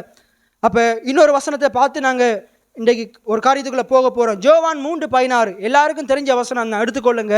யோவான் 3:16, யோவான் 3:16. தேவன் தம்முடைய ஒரே பேரான குமாரனை விசுவாசிக்கிறவன் எவனோ அவன் கெட்டு போகாமல் நித்திய ஜீவனை அடையும்படிக்கு அவரை தந்தருளி இவ்வளவாய் உலகத்தில் தேவன் உலகத்தை அன்பு கூர்ந்தாராம். என்ன சொன்னார் தேவன்? என்ன சொன்னார்? தேவன் உலகத்தை அன்பு கூர்ந்தாராம். அதே தேவன் நம்மளை பார்த்து சொல்றாரு, உலகத்திலும் உலகத்தில் உள்ளவைகளிலும் அன்பு கூறாது இருங்கள். தேவன் உலகத்தை அன்பு கூறுறாரு, ஆனால் நம்மளை பார்த்து சொல்றாரு, நீ உலகத்தையும் உலகத்தில் உள்ளவைகளையும் அன்பு கூறாது. அப்போ என்னத்தை அன்பு கூற சொல்றாரு? நானும் நீங்களும் அவரைத்தான் அன்பு கூறணும். எத்தனை பேர் ஆமேன்னு சொல்றீங்க? நாங்கள் அவரிடத்தில் அன்புள்ளவர்களாக இருப்போமா இருந்தால் உலகத்தில் இருக்கிற நன்மையும் கிருபையும் நம்மளை பின்தொடரும். எத்தனை பேர் ஆமேன்னு சொல்றீங்க? உங்களுக்கு தேவையானது உங்களை தேடி வரும். நீங்கள் அதை அன்பு கூறக்கூடாது, ஆண்டவர் அன்பு கூறணும். உங்களை நேசிக்கிற ஆண்டவர் அன்பு கூறணும். அப்போ இதில் சொல்லப்படுது பாருங்க, தேவன் தம்முடைய ஒரே பேரான குமாரனை விசுவாசிக்கிறவன் எவனோ, இந்த எவனோன்றது நிறைய இடத்துல வருது.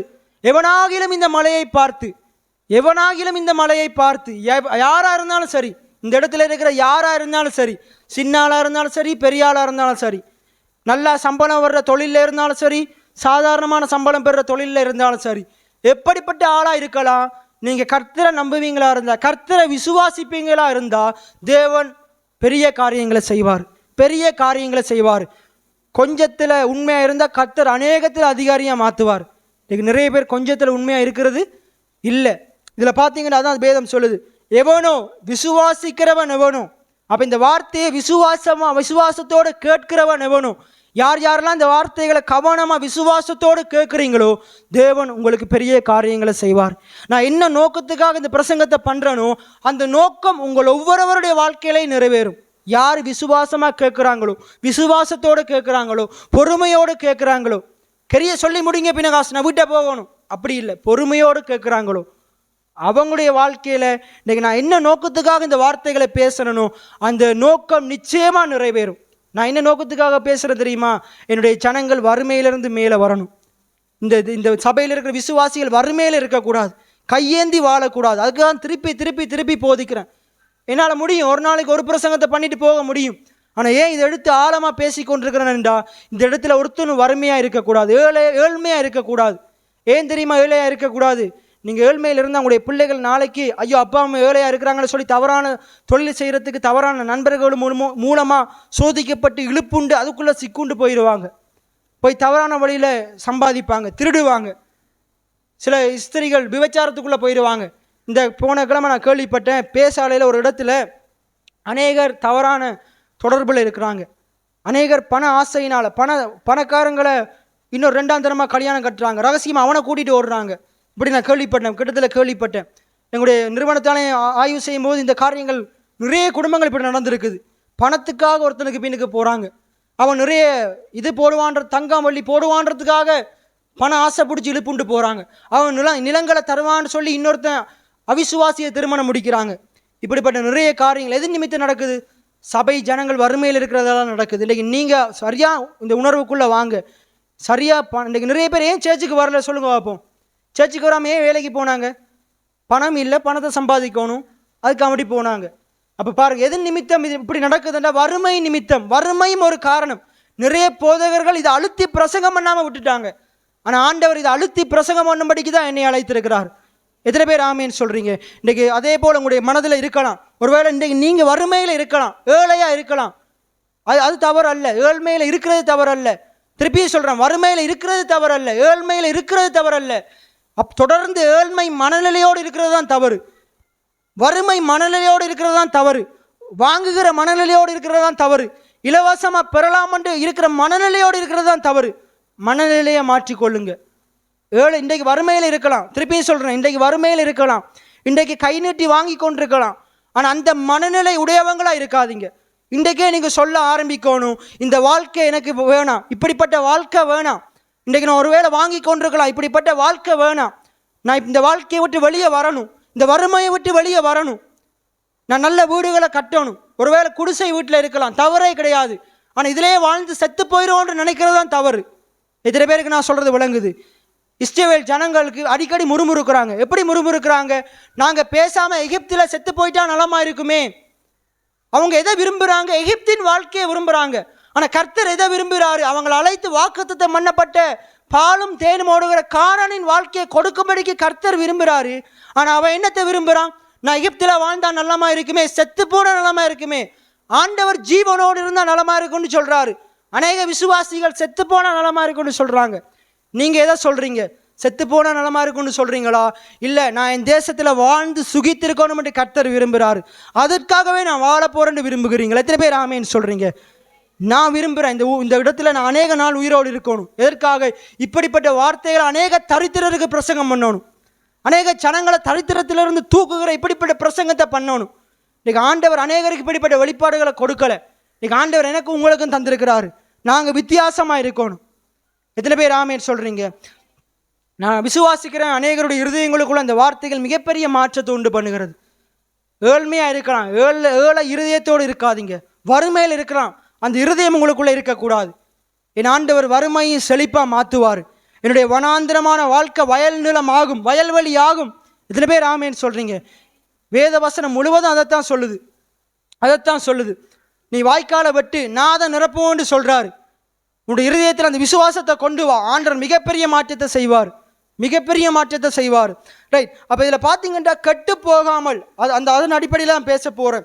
விசுவாசிக்கிறவன் எவனோ அவன் கெட்டு போகாமல், எல்லாம் சொல்லுவோமா, விசுவாசிக்கிறவன் எவனோ அவன் கெட்டு போகாமல். அப்போ இந்த சபைக்கு நிறைய பேர் வரலாம். அன்றைக்கி நிறைய வெளி ஆக்கள் என்ன சொல்கிறாங்க, சபைக்கு வர்றவன் தான் எல்லா அக்கிரமத்தையும் செய்கிறான், ஊழியம் செய்கிறவன் தான் எல்லா அக்கிரமத்தையும் செய்கிறான், எல்லா அநியாயத்தையும் யார் செய்கிறா, சபைக்கு வர்றவன் தான் செய்கிறான், சபைக்காரன் தான் செய்கிறான்னு நிறைய குற்றச்சாட்டுகள் இருக்குது. அதையும் நம்முடைய மன்னார் பேசால பட்டணத்தில் நிறையவே இருக்குது. அது ஒரு விதத்தில் உண்மைதான், ஒரு விதத்தில் சொல்லுவாங்க ஊருக்கு தான் உபதேசம், ஆனால் அவன் பிள்ளைகள் எப்படி இருக்கிறாங்க, இப்படி காய்ச்சி கொண்டே இருக்கிறாங்க. எதனால இது நடக்குதுண்டா, ஊருக்கு உபதேசம் பண்ணுறாங்க ஆனால் விசுவாசம் இல்லை. நாங்கள் பைபிளை தூக்கிட்டு வர்றாங்க ஆனால் கடவுள் மேலே விசுவாசம் இல்லை. வெள்ளை உடுப்பு போட்டு வர்றாங்க ஆனால் கடவுள் மேலே விசுவாசம் இல்லை. ஞாயிற்றுக்கிழமை தவறாமல் சேர்ச்சுக்கு வர்றாங்க ஆனால் விசுவாசம் இல்லை. இருந்து வார்த்தைகளை கேட்குறாங்க ஆனால் ஆண்டவர் மேலே விசுவாசம் இல்லை. வெறுமனே மாயமான விசுவாசம், போலியான விசுவாசம், மாய்மானம் பண்ணுற பரிசேரை போல இருக்கிறாங்க. இன்னைக்கு நம்ம அநேகர் இப்படிப்பட்டவங்களாக தான் இருக்கிறோம். ஒரு காலத்தில் நானும் அப்படிப்பட்டவனாக தான் இருந்தேன். அதனால தான் வாழ்க்கையில் எந்த மாற்றமும் இல்லை. சபைக்கு வரும்போது பரிசுத்தமாக இருக்கிறது, வெளியில் போனோன்னே இல்லாத அக்கிரமத்தையெல்லாம் செய்கிறது, இல்லாத களவு போய் எல்லாத்தையும் செய்கிறது. இன்றைக்கி ஒருவேளை எப்படிப்பட்ட ஆக்கள் இதுக்குள்ளே இருக்கலாம். உங்களை குற்றம் சுமத்தும்படிக்க சொல்லலை, இதை பேசும்பொழுது உங்களுக்கு ஒரு மாற்றம் ஏற்படும். எத்தனை பேர் ஆமேன்னு சொல்கிறீங்க? அப்போ ஒருவனும் கெட்டு போகாமல், விசுவாசிக்கிறவனும் அவன் கெட்டு போகாமல். அப்போ இன்றைக்கு நீங்களும் உங்களுடைய பிள்ளைகளும் கெட்டு போகக்கூடாது. கெட்டு போகிறதுனா என்ன? கெட்டு போகிறதுனா என்னண்டா, இந்த பூமியில் ஆண்டவர் என்ன நோக்கத்துக்காக நம்மளை உண்டாக்கினாரோ. இப்போ உதாரணத்துக்கு நீங்கள் ஒரு ஒரு மாம்பழ செடியை நீங்கள் என்ன செய்கிறீங்க, மாமரத்தை நடுறீங்க. எதற்காக நடுறீங்க?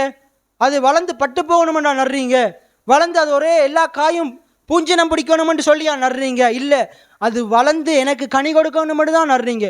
அதே போல் தேவன் உங்களை இந்த உலகத்துக்குள்ளே என்னத்துக்கு விதைச்சாரு? நீங்கள் வளர்ந்து நாசமாக போகணுமெண்டா விதைச்சாரு, வளர்ந்து மண்ணாக போகணுமெண்டா விதைச்சாரு, வளர்ந்து ஒன்றுமில்லாத வாழ்க்கையை வாழணுமெண்டா விதைச்சாரு. நீங்கள் எப்படி ஒரு மாங்கன்ற அது உங்களுக்கு வளர்ந்து கனி கொடுக்கணும்னு நடுறீங்களோ, ஒரு முருங்கைக்கன்று அது உங்களுக்கு வளர்ந்து அது கனி கொடுக்கணும்னு நீங்கள் நடுறீங்களோ, அதே போல் கர்த்தர் இந்த பூமியில் இந்த சபையில் உங்களை வைத்ததன் நோக்கம் நீங்கள் வளர்ந்து அநேகருக்கு கனிகளை கொடுக்கணும், அதுவும் நல்ல கனிகளை கொடுக்கணும். அதான் பைபிள் சொல்லுது, நல்ல கனி கொடாத மரமெல்லாம் வெட்டுண்டு அக்கினியிலே போடப்படும். இன்றைக்கு அநேக விசுவாசிகள் தரித்திரத்திலையும் வறுமையிலையும் இருக்கிறதுக்கு காரணம் நல்ல கனிகளை கொடுக்கிறதே கிடையாது. ஏனென்றால் அவங்களுக்கு நல்ல போதனைகள் போதிக்கப்பட்டதே கிடையாது, அவங்களுடைய இருதயத்தில் நல்ல வெளிப்பாடு இல்லவே இல்லை. அதனால தான் ஆண்டவர் இன்றைக்கு உங்களுக்கு இதை போதித்து கொண்டிருக்கிறார். இதை நீங்கள் தொடர்ந்து கேட்டுக்கொண்டிருந்து பாருங்கள். மாற முடியாத வாழ்க்கை நிச்சயமாக மாறும், மாற முடியாத புருஷன் நிச்சயமாக மாறுவான், மாற முடியாத மனைவி நிச்சயமாக மாறுவான், மாற முடியாத பிள்ளைகள் நிச்சயமாக மாறுவாங்க. அதுக்கு முன்னுக்கு நீங்கள் மாறுவீங்க. எத்தனை பேர் ஆமேன்னு சொல்கிறீங்க? நான் மற்றவங்க மாறுறதுக்கு முன்னுக்கு நம்ம மாறணும்னு தான் நான் சொல்கிறேன். மற்றவங்க மாறுறதுக்கு முன்னுக்கு நம்ம தான் மாறணும். ஒரு உதாரணத்தை சொல்கிறேன். ஒரு ஒரு ஒரு ஆள் வந்து என்ன செய்தாராம், ஒரு இந்தியாவில் இருக்கிற ஒரு அமைச்சர் வந்து சொன்னாராம், இந்த இந்தியா முழுவதுமே ஜனங்கள் எல்லாம் சீர்கட்டு போயிருக்கிறாங்க, இந்தியா முழுவதும் ஜனங்கள் எல்லாம் அக்கிரமத்தை செய்கிறாங்க. அப்போ ஒருத்தர் வந்து சொன்னார், ஒரு பாஸ்டர் வந்து சொன்னாராம், இந்தியா முழுவதும் நீங்கள் பார்த்துட்டு இருக்கிறீங்க, ஆனால் இந்தியாவில் இருக்கிற ஒவ்வொரு மனுஷனும் பாவத்தில் தான் இருக்கிறான், ஒவ்வொரு மனுஷனுடைய இருதயத்துக்குள்ளேயும் பாவம் இருக்குது. அதை விளங்கப்படுத்துறதுக்கு என்ன செய்தாராம், ஒரு இந்திய படத்தை கீறினாராம். இந்திய படத்தை ஒரு முன்னோட்டியில் கீறினாராம். கீறி பார்த்தாராம், இந்த முழு இந்தியாலையும் எத்தனை பார் இருக்குன்னு குறிச்சாராம், இந்த முழு இந்தியாலையும் எத்தனை விபச்சார விடுதிகள் இருக்கான்னு குறிச்சாராம். ஆனால் அதுக்கு பின்னுக்கு காந்தியோட ஒரு படத்தை வரைஞ்சி காட்டினாராம், அதை கிழிச்சு போட்டாராம். இப்போ அவர் சொன்னாராம், காந்தியோட படம் அவர் இருக்குன்னு அவருக்கு தெரியாது. அவர் சொன்னாராம், இந்த இந்திய படத்தை ஒன்று சேர்த்தியா இருந்தால் அந்த பிரச்சனையும் சரியாயிரும். அவர் எவ்வளவு முயற்சி செஞ்சும் இந்திய படத்தை ஒட்டவே முடியலையாம். ஆனால் இப்போ அந்த ஒற்றையெல்லாம் திருப்பி இப்போ அதில் காந்தியோட படம் இருக்குது, அந்த காந்தியோட படத்தை ஒன்று சேரு, முழு இந்தியாவும் சரியாக வந்துடும்னு சொன்னாராம். என்ன அர்த்தம்? ஒரு காந்தி மூலமாக முழு இந்தியாவும் சுதந்திரம் பெற்றது. ஒரு மனுஷன் மாறினா முழு இலங்கையும் மாறும். எத்தனை பேர் ஆமேன்னு சொல்கிறீங்க? நீங்கள் ஒரு ஆள் மாறினா உங்களோட குடும்பம் மாறும், உங்களுடைய ஒரு ஆளுடைய இருதயம் மாறினா உங்களுடைய குடும்பமே மாறும். எத்தனை பேர் ஆமேன்னு சொல்கிறீங்க? அதனால் இந்த விசுவாச போதனைகளை கேட்ட உடனேயே என்னுடைய இருதயத்தில் ஆண்டவர் பெரிய மாற்றத்தை தந்தார்.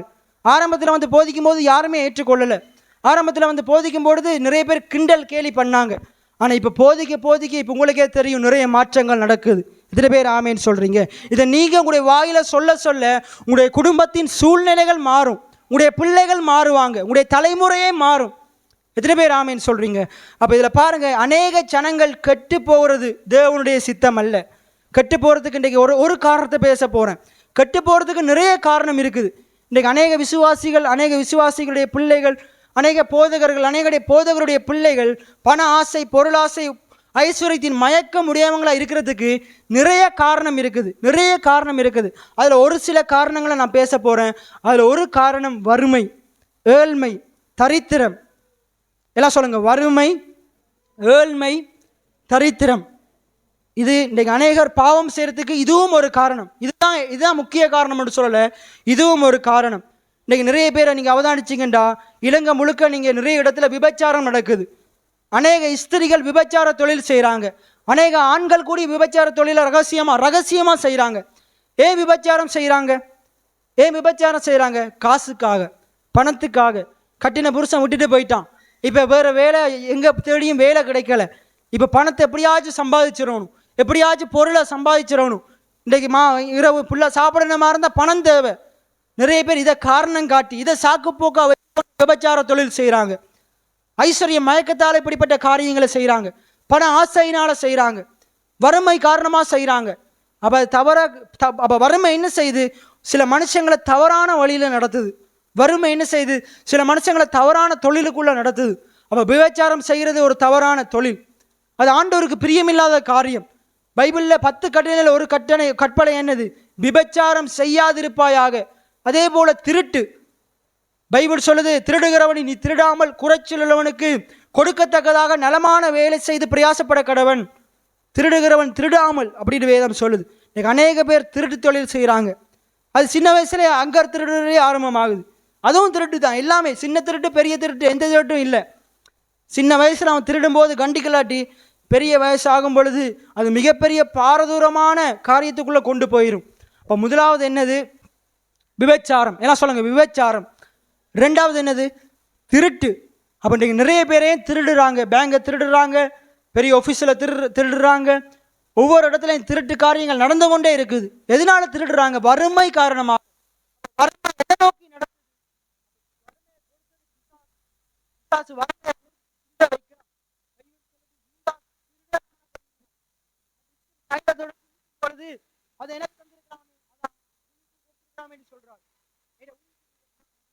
அந்த பணம் யாருக்கு வந்திருக்கும்? யூதாஸுக்கு தான் வந்திருக்கும். யூதாஸ் அதுல கொஞ்சம்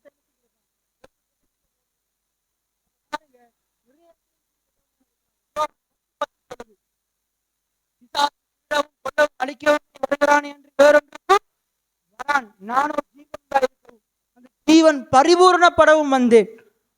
அப்ப பாருங்க, நிறைய பேர் வறுமை என்ன செய்யுது? நிறைய பேர் வறுமையில் இருக்கிற காரணத்தினால அந்த வறுமை என்ன செய்யுது? பிசாசு வறுமை மூலமாக அநேகரை விபச்சாரத்துக்குள்ள நடத்தினான். அநேகரை என்ன செய்யறான்? திருட வைக்கிறான். இன்னும் சிலர் லஞ்சத்தை வாங்குறாங்க. ஏன்னா வருகிற வருமானம் போதாது, கைமாத்தி இப்படி என்ன செய்யறாங்க? ரகசியமா லஞ்சத்தை வாங்குறாங்க, ஊழல் செய்யறாங்க. இன்னைக்கு இலங்கையில ஒவ்வொரு அரசாங்கத்தை மட்டத்தில் பார்த்தீங்கன்னா லஞ்சம் ஊழல் நிறைந்து காணப்படுகிறது. எதனால? ஜனாதிபதி தேர்தலில் ஜனாதிபதி மாறணும்னு நினைக்கிறோம். ஜனத்தில் இன்னைக்கு பாருங்க, இலங்கையில் பொருட்கள விலையெல்லாம் அதிகமாக இருக்குது. அவன் செய்கிற அக்கிரமம் நாட்டில் இருக்கிற எல்லா மனுஷனையும் பாதிக்குது. அவன் வாங்குகிற லஞ்சம் இங்கே இருக்கிற எல்லாரையும் பாதிக்குது. அப்போ பாருங்க, இந்த லஞ்சம் ஊழல் இதெல்லாம் ஒரு கெட்ட செயலா இல்லையா? ஏன் வருது? நம்ம நினைக்கிறோம் அரசாங்கத்தில் மட்டும்தான் வாங்குறாங்க. நானும் நீங்கள் இதில் யார் நம்மெல்லாம் என்னென்ன லஞ்சம் வாங்குறோமோ தெரியலை. ஏதோ ஒரு வழியில், தவறான வழியில் வாங்கி கொண்டு தான் இருக்கிறோம். நமக்கு தெரியாமலே நம்ம வாங்கி கொண்டு தான் இருக்கிறோம். சற்று நம்ம யோசித்து பார்க்கணும். எங்கெங்கெல்லாம் நான் பிளவிடணும், அந்த இடத்துல நம்ம சரி பண்ணணும், அந்த இடத்துல நம்ம திருத்தி கொள்ளணும். அநியாயமாக என்ன செய்கிறோம்? அதே போல் அநியாய வட்டி, அதுவும் வேதத்தில் சொல்லுது, அநியாய வட்டி தேவனுக்கு விரோதமானது, கள்ள தராசு ஆண்டவருக்கு அருவருப்பானது. பணத்தை எப்படியாச்சும் சம்பாதிச்சிடணும்னு சொல்லி இப்படி தவறான வழியில் தொழிலை செஞ்சு தான் இருக்கிற தொழிலும் இல்லாமல் போகுது. ஒருவேளை இன்றைக்கு அப்படிப்பட்ட ஆட்கள் யாராவது இருக்கலாம். நீங்கள் இன்றைக்கு ஆண்டவரிடத்தில் ஒப்பு கொடுங்க. இனி நான் அப்படிப்பட்டவனாக இருக்க மாட்டேன். கொஞ்சமாக இருந்தாலும் இருக்கிறது போதுமென்ற எண்ணங்கள் வேதம் சொல்லுது. ஆண்டவர் பெருக்கத்தை உண்டு பண்ணுவார், ஆண்டவர் உயர்வை உண்டு பண்ணுவார். அப்போ முதலாவது பார்த்தோம் விபச்சாரம், ரெண்டாவது பார்த்தோம் திருட்டு, மூன்றாவது பார்த்தோம் லஞ்சம் ஊழல். இன்னொன்று விசேஷமாக பார்க்க போகிறோம், அதைத்தான் நான் ஆழமாக பேச போகிறேன். இந்த தவறான தொழிலை செய்கிறது எல்லாம் திருப்பிக் கொள்வோம். நீதிமொழிகள் 28வது அதிகாரம் 20வது வசனம். வேகமாக ஒரு 4 வசனத்தை பார்த்து நாங்கள் முடிக்க போகிறோம். தொடர்ந்து அடுத்த கிழமை பார்க்க போகிறோம். உண்மையுள்ள மனுஷன் பரிபூரண ஆசீர்வாதங்களை பெறுவான், ஐஸ்வர்யவான் ஆகிறதற்கு தீ விரிக்கிறவனோ ஆக்கினைக்கு தப்பான். உண்மையுள்ள மனுஷன் பரிபூரணமான ஆசீர்வாதத்தை பெறுவான். நீ கொஞ்சத்தில் உண்மையுள்ளவனா இருந்தா தேவன் அநேகத்தில் அதிகாரியா வைப்பார். எத்தனை பேர் ஆமேன்னு சொல்றீங்க? இன்றைக்கு உங்களுடைய கையில் கிடைக்கிற சின்ன வருமானத்தில் நீங்கள் உண்மையுள்ளவங்களா இருக்கணும், உங்களுடைய எஜமானனுக்கு உண்மையுள்ளவங்களா இருக்கணும். யோசேப்பு குறித்து வேதம் சொல்லுது, யோசேப்பு என்ன செய்யறான், போத்திபார் வீட்டில் இருக்கும்போது அவனுடைய மனைவியை தவிர எல்லாத்தையும் அந்த ராஜா என்ன செய்தாராம், போத்திபார் என்ன செய்தானா, அவனுடைய கையில் ஒப்பு கொடுத்தானா. ஆனால் அங்கே யோசேப்பு அவன் உண்மையுள்ளவனாக இருந்தான், அவன் காரிய சித்தி உள்ளவனாக இருந்தான். கர்த்தர் அவன் செய்கிற எல்லாவற்றையும் வாய்க்க பண்ணார். நீங்களும் நீங்கள் வேலை செய்கிற இடத்துல உண்மையுள்ளவங்களாக இருந்து பாருங்க, தேவன் எல்லாவற்றிலையும் உங்களை ஆசீர்வதிப்பார். எத்தனை பேர் ஆமேன்னு சொல்கிறீங்க? தேவன் உங்களுக்கு உயர்வுகளை தருவார். யோசேப்பு உயர்வுக்குள்ளே போனதுக்கு ஒரு காரணம், அவன் உண்மையுள்ளவனாக இருந்தான். நீங்கள் எதிர்காலத்தில் மேலே உயரணுமா இருந்தால், மேலான வாழ்க்கையை வாழணுமா இருந்தால் நீங்கள் உண்மையுள்ளவங்களாக இருக்கணும். வேதவசனம் சொல்லுது, உண்மையுள்ள மனுஷன் பரிபூரண ஆசீர்வாதங்களை பெறுவான். அப்போ கர்த்தருடைய ஆசீர்வாதம் என்னத்தை கொண்டு வரும்? ஐஸ்வர்யத்தை கொண்டு வரும். அப்போ நீங்கள் உண்மையுள்ளவங்களா இருப்பீங்கண்டா கர்த்தருடைய ஆசீர்வாதம் ஆண்டவர் உங்களுக்கு ஆசீர்வாதத்தை தருவார். அந்த ஆசீர்வாதம் உங்களுக்கு தேவையான பணத்தை, பொருளை, வெள்ளியை, பொண்ணை நிச்சயமாக கொண்டு வரும். எத்தனை பேர் ஆமேன்னு சொல்கிறீங்க? நிச்சயமாக கொண்டு வரும். இன்றைக்கு பாருங்கள், இந்த சபையில் சில காரியங்களை நான் நினச்சா வாங்க முடியாது, ஆனால் ஆண்டவர் கொண்டு வர்றார், இனியும் கொண்டு வருவார். எத்தனை பேர் ஆமேன்னு சொல்கிறீங்க? சபைக்கு மட்டும் கொண்டு வரல, என்னுடைய வாழ்க்கையிலே அப்படித்தான். இந்த வளமையாக நான் நுரலியாக வரும்போது ஏதாச்சும் தருவாங்களான்டே இருப்பேன். இந்த முறை போகும்போது அநேகருக்கு கொடுத்துட்டு வந்தேன், அநேகருக்கு உடைகளை வாங்கி கொடுத்தேன், அநேகருக்கு நானே நிறைய உடுப்புகள் வாங்கினேன், அநேகருக்கு உடைகளை வாங்கி கொடுத்தேன். இன்றைக்கு ஆண்டவர் என்னை இப்படித்தான் வச்சிருக்கிறார், ஒன்றிலையும் குறைவாக வைக்கலை. ஆண்டவர் எல்லாத்துலேயும் என்னை ஆசீர்வாதமாக வச்சிருக்கிறாரு. நிறைய பேர் சொல்லுவாங்க, ஊழியத்துக்கு வந்தால் கஷ்டப்படணும், பாடுபடணும். என் ஆண்டவர் என்னை கஷ்டப்பட விடலை, என்னை ஆண்டவர் என்னை கையேந்த விடலை, என் ஆண்டவர் என்னை தலகுனிய விடலை. ஊழியம் மிகவும் ஆசீர்வாதமானது. எத்தனை பேர் ஆமேன்னு சொல்கிறீங்க? நம்ம கர்த்தரை தேடுனா நன்மையும் கிருபையும் நம்மளை தேடும், நம்மளை தொடரும். நம்ம பணத்துக்காக ஓட தேவையில்லை, பணம் நம்மளுக்கு பின்னுக்கு வரும். எத்தனை பேர் ஆமேன்னு சொல்கிறீங்க? ஒன்றை குறிச்சும் கவலைப்பட தேவையில்லை, பயப்பட தேவையில்லை. ஏன்னா ஆண்டவர் எல்லாவற்றையும் அதன் காலத்தில் நேர்த்தியும் செம்மையுமா செய்வார். எத்தனை பேர் ஆமேன்னு சொல்கிறீங்க? நிறைய பேர் ஊழியம் பண்ண என்ன நினைக்கிறாங்க தெரியுமா? பிள்ளைக்கு ஒரு வேலையும் கிடைக்கலையா, ஊழியத்துக்கு அனுப்பிடுங்க. நிச்சயமாக அனுப்பக்கூடாது. பிள்ளை நல்லா படித்து நல்ல ரிசல்ட்ஸ் எடுக்கும்போது அப்போ தான் ஊழியத்துக்கு அனுப்பணும். நிறைய பேர் பிள்ளை உருப்படலாட்டி கட்டுப்போனால் ஊழியத்துக்கு அனுப்புறது, அந்த சட்டை விடுறதால தான் ஊழியமே கெட்டு போகுது. அப்படிப்பட்ட ஊழியக்காரங்க ஊழியத்துக்குள்ளே வர்றதால தான் ஊழியமும் ஜனங்களும் நாசமாகறாங்க. பிள்ளை நல்லா மேலே வரணும், நல்லா படிக்கணும், நல்லா முன்னேறணும், அதை விட்டுட்டு ஊழியத்துக்கு வரணும். அதை விட்டுட்டு ஊழியத்துக்கு வர்ற அளவுக்கு அவனுக்குள்ள விசுவாசம் இருக்கணும். அப்படிப்பட்டவன் ஊழியத்திலேயும் மிகப்பெரிய காரியங்களை செய்வான். எத்தனை பேர் ஆமேன்னு சொல்கிறீங்க? ரைட். அப்போ நீதிமொழிகள் 28:20 சொல்லுது, உண்மையுள்ள மனுஷன் பரிபூரணமான ஆசீர்வாதங்களை பெறுவான், ஐஸ்வர்யவான் ஆகிறதுக்கு தீவிரிக்கிறவனோ ஆக்கினைக்கு தப்பான். எல்லாம் சொல்லுவோமா? ஐஸ்வர்யவான் ஆகிறதற்கு தீவிரிக்கிறவனோ, தவறான தொழில் செய்கிறவனோ, தவறான முறையில் ஐஸ்வர்யத்தை சம்பாதிக்க நினைக்கிறவனோ ஆக்கினைக்கு தப்பான். பைபிள் சொல்லுது ஐஸ்வர்யவான் ஆகிறதுக்கு தீவிரிக்க கூடாது. அது அப்படியே பைபிள் சொல்லுது, நம்ம ஐஸ்வர்யவான் ஆகும்படிக்கு மற்றவனுக்கு கண்ணியை வைக்கக்கூடாது, மற்றவனுக்கு வலை விரிக்க கூடாது, மற்றவனை நாசம் பண்ணக்கூடாது, மற்றவனுடைய சொத்தை அபகரிக்க கூடாது, மற்றவனை ஏமாற்றக்கூடாது, மற்றவனுடைய காரியங்களை பிடுங்கக்கூடாது. இன்னைக்கு நிறைய பேர் தான் நல்லா இருக்கிறதுக்கு, தன்னுடைய பிள்ளைகளும் தானும் நல்லா இருக்கிறதுக்கு மற்றவனுக்கு அநியாயம் செய்கிறாங்க. ஏழைகளுடைய காரியத்தை ஐஸ்வர்யத்தை கொள்ளையிடுறாங்க, ஏழைகளுடைய நியாயத்தை புரட்டுறாங்க, ஏழைகளுடைய வருமானத்தில் கையை வைக்கிறாங்க. இன்றைக்கு இலங்கையில் அரசியல்வாதிகள் செய்கிறது இதுதான், சாதாரண சில ஜனங்கள் செய்கிறது இதுதான். இன்றைக்கு அநேக ஜனங்கள் தாம் முன்னேறுவதற்காக மற்றவனுடைய காரியங்களை அபகரிக்கிறாங்க, மற்றவனுடைய சொத்தை நாசம் பண்ணுறாங்க. இப்போ கிட்டத்தில் ஒரு காரியம் கேள்விப்பட்டேன். பேசாலையில் அநேக விசுவாசிகளுடைய படகுகளை உடைக்கிறாங்களாம், படகுகள் இன்ஜின்களை உடைக்கிறாங்களாம். அவன் நல்ல சபைக்கு போகிறவன் நல்லா இருக்கக்கூடாது, நான் மட்டும் நல்லா இருக்கணும். சில சபை விசுவாசிகள் அப்படித்தான் இருக்கிறாங்க. பக்கத்து சக விசுவாசியினுடைய காரியத்தில் வஞ்சனையை செய்கிறாங்க. இவங்க தான் பில்லி சூனிய மந்திரவாதங்களை செய்கிறாங்க, மாந்திரிகங்களை செய்கிறாங்க. அப்படிப்பட்டவங்களாம் நாங்கள் இருக்கக்கூடாது. எத்தனை பேர் ஆமேன்னு சொல்கிறீங்க? மற்றவனை நாசமாக்கித்தான் நம்ம மேலே வரணும்ன்ற எந்த அவசியமும் இல்லை. மற்றவனை கீழே தள்ளி தான் நம்ம மேலே போகணும்ன்ற எந்த அவசியமும் இல்லை. யோசேப்பினுடைய 10 சகோதரர்களும் யோசேப்பின் மேலே பொறாமை கொண்டு அவனை குளியில தள்ளி இவங்க மேலே வர்ற பார்க்குறாங்க. ஆனால் கர்த்தர் அவங்க தீமை செய்ய நினைத்தாங்க, கர்த்தர் நன்மையாக முடிய பண்ணினார். ஒருவேளை இப்படிப்பட்ட வஞ்சனையான செயல்களை செய்கிறவங்க சபைக்குள்ளே இருப்பீங்களா இருந்தால் நீங்கள் ஒருவேளை இன்றைக்கு சாதாரணமாக பார்க்கும்போது மேலே வர்ற மாதிரி தெரியலாம். ஆனால் எவ்வளவு சீக்கிரமாக மேலே வர்றீங்களோ அவ்வளவு சீக்கிரமாக கீழே விழுவீங்கன்ற வேதம் சொல்லுது. அவ்வளோ சீக்கிரமாக கீழே விழுவீங்கன்ற வேதம் சொல்லுது. இன்னொரு வசனத்தை வாசிப்போம். நீதிமொழிகள் 20:21. நீதிமொழிகள் 20:21. ஆரம்பத்திலே துரிதமாக கிடைத்த சுதந்திரம் முடிவிலே ஆசீர்வாதம். டக்குன்னு பணத்தை சம்பாதிக்கணும்னு தவறான வழியில் உழைப்பீங்களா இருந்தால் உங்களுடைய முடிவு மிக கொடூரமாக இருக்கும். உங்களுடைய முடிவு மிக கேவலமானதாக இருக்கும். மிகவும் அவதானிச்சு கொள்ளுங்க. இன்றைக்கு நிறைய பேர் நம்முடைய சமுதாயத்தில் இந்த போதை வஸ்துக்களை கடத்துறாங்க. எதுக்கு? டக்குண்டு மேலே வந்துடலாம், டக்குண்டு முன்னேறலாம். அடிக்கடி ஒருத்தர் சொல்லுவார், டக்குண்டு வரும், எதால் போகும்னு தெரியாது. எதால் வரும், எதால் எப்படிப்பட்டதாக வருதோ அது போகிற விதமும் தெரியாது. காற்றோட காற்றா கரைஞ்சி போயிடும். நீதிமன்றத்துக்கு கொடுக்க வேண்டி இருக்கும், லோயருக்கு கொடுக்க வேண்டி இருக்கும், போலீஸுக்கு கொடுக்க வேண்டி இருக்கும், அங்கேயும் லஞ்சம் கொடுக்க வேண்டி இருக்கும். மற்ற பக்கத்து வீட்டுக்காரனுக்கு தெரிஞ்சுட்டு அவன் போலீஸுக்கு சொல்லக்கூடாதுன்னு சொல்லி காசை கேட்பான். அப்போ நீ பெற்றுக்கொண்டு நீ அனுபவிக்க முடியாது. ஆனால் நீ நல்ல வழியில் சம்பாதிச்சா எவனுக்கும் பயப்பட தேவையில்லை, யாருக்கும் பயப்பட தேவையில்லை. நீங்கள் நிறைய பேர் தவறான வழியில் சம்பாதிச்சு எப்படியாச்சும் ஒழிச்சிடலாம்னு நினைக்கிறாங்க. நீங்கள் மனுஷனுக்கு ஒழிக்கலாம், இந்த உலகத்தில் இருக்கிற அரசியல்வாதிக்கு போலீஸ்காரனுக்கு ஒழிக்கலாம். வானத்தையும் பூமியையும் படைத்த ஆண்டவர், அவருடைய கண்கள் பூமி எங்கும் சுற்றி உலாவி கொண்டிருக்கிறது. எத்தனை பேர் ஆமேன்னு சொல்கிறீங்க? ஆரம்பத்தில் துரிதமாய் கிடைத்த சுதந்திரம் முடிவிலே ஆசீர்வாதம் பெறாது. ஆகையினால சொல்கிறேன், பொறுமையாக இருங்க. விசுவாசிக்கிறவன் பொறுமையாக இருப்பான். நீடிய பொறுமை இல்லவங்களா இருங்க. கர்த்தர் சொன்னதை நிச்சயமாக செய்வார். ஆபிரகாம் அவசரப்பட்டான், இஸ்மவேலை பெற்றெடுத்தான். இன்றைக்கு நம்ம பார்க்குறோம், அவன் செஞ்ச தவறான முடிவினால் இன்றைக்கு நம்ம தேசம் முழுவதும் நடக்கிற அக்கிரமங்களை பார்க்குறோம். அந்த இஸ்மவேலுடைய சந்ததி மூலமாக தேசம் முழுவதும் எப்படிப்பட்ட காரியங்கள் நடக்குது. இன்றைக்கு நீங்களும் விபச்சாரத்தின் மூலமாக இப்படிப்பட்ட தவறான குழந்தைகளை பிரசவிக்கும் பொழுது இப்படிப்பட்ட காரியங்கள் தான் நடக்கும். தவறான தொழில் மூலமாக சம்பாதிக்கும் பொழுது இப்படிப்பட்ட காரியங்கள் தான் நடக்கும். அது உங்களுடைய பிள்ளைகளை பாதிக்கும். நீங்கள் பேசாமல் சம்பாதிச்சு வச்சுட்டு போயிடுவீங்க. ஆனால் எதிர்காலத்தில் அவன் வந்து உங்களுடைய பிள்ளைகளை கேள்வி கேட்பாங்க. அந்த போதை வஸ்து நிறைய பேரை நாசமாக்குது.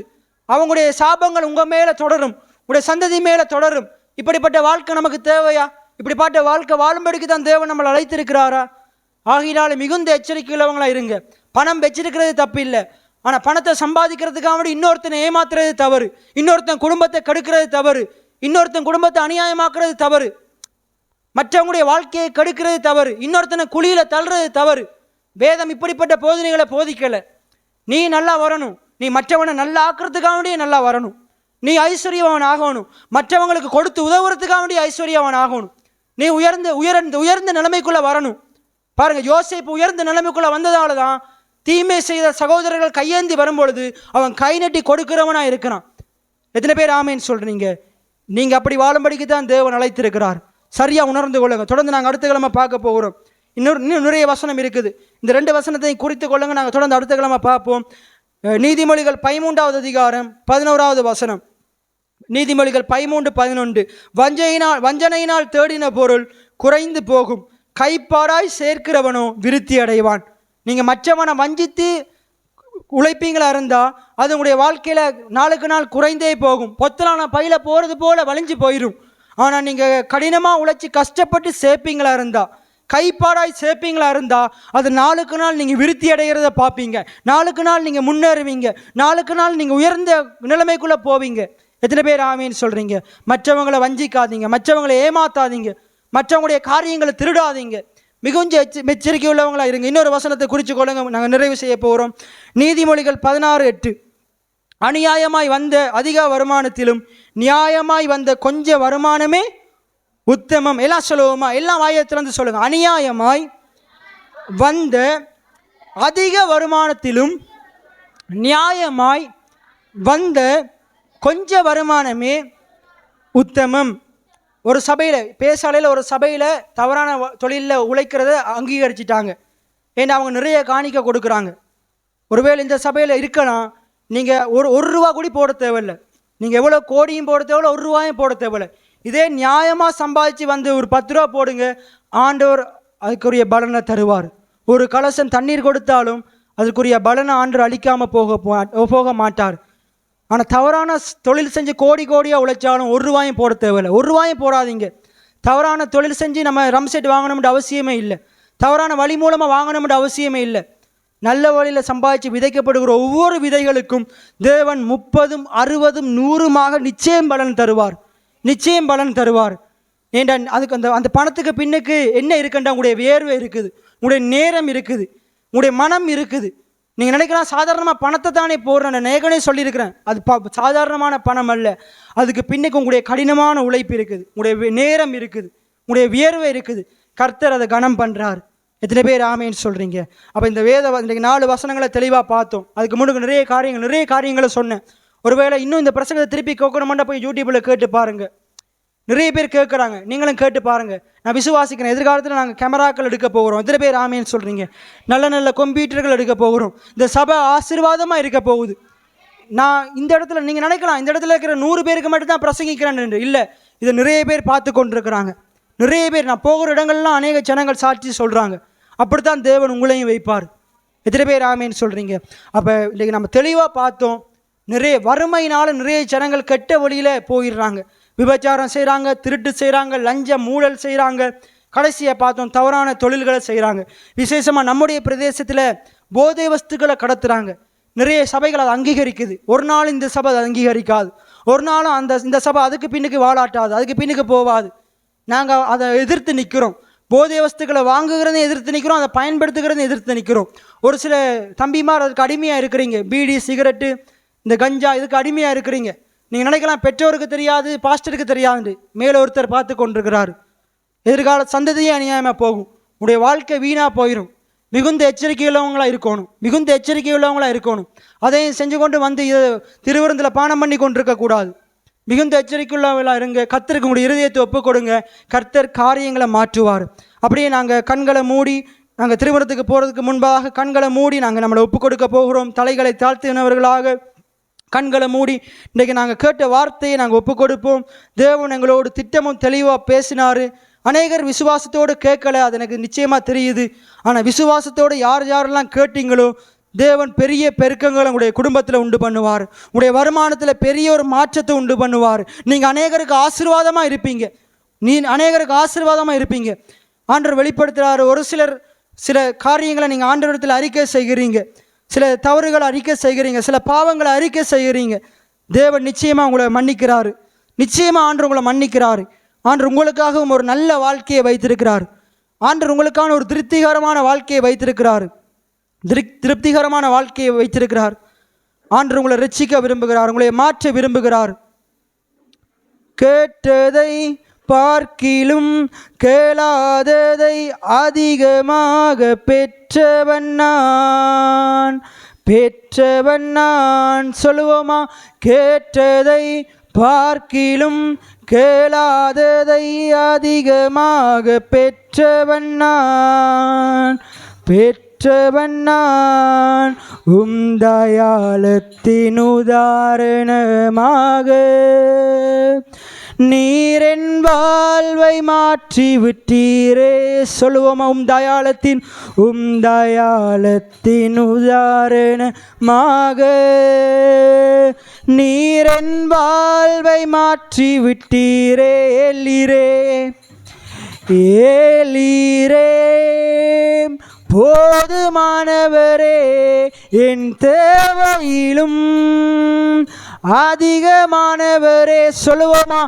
ஏலீரே போதுமானவரே என் தேவையிலும் அதிகமானவரே என்ன கையேந்த விடல என்ன தலகுனியவும் விடல என்ன கையேந்த விடல என்ன தலகுனியவும் விடல உம்மை நம்பி வாழும் எனக்கு ஏமாற்றமில்லை ஏமாந்து போவதற்கு நீர் விடுவதில்லை விசுவாசத்தோடு உம்மை நம்பி வாழும் எனக்கு ஏமாற்றமில்லை ஏமாந்து போவதற்கு நீர் விடுவதில்லை உம்மை நம்பி வாழும் எனக்கு ஏமாற்றமில்லை ஏமாந்து போவதற்கு நீர் விடுவதில்லை.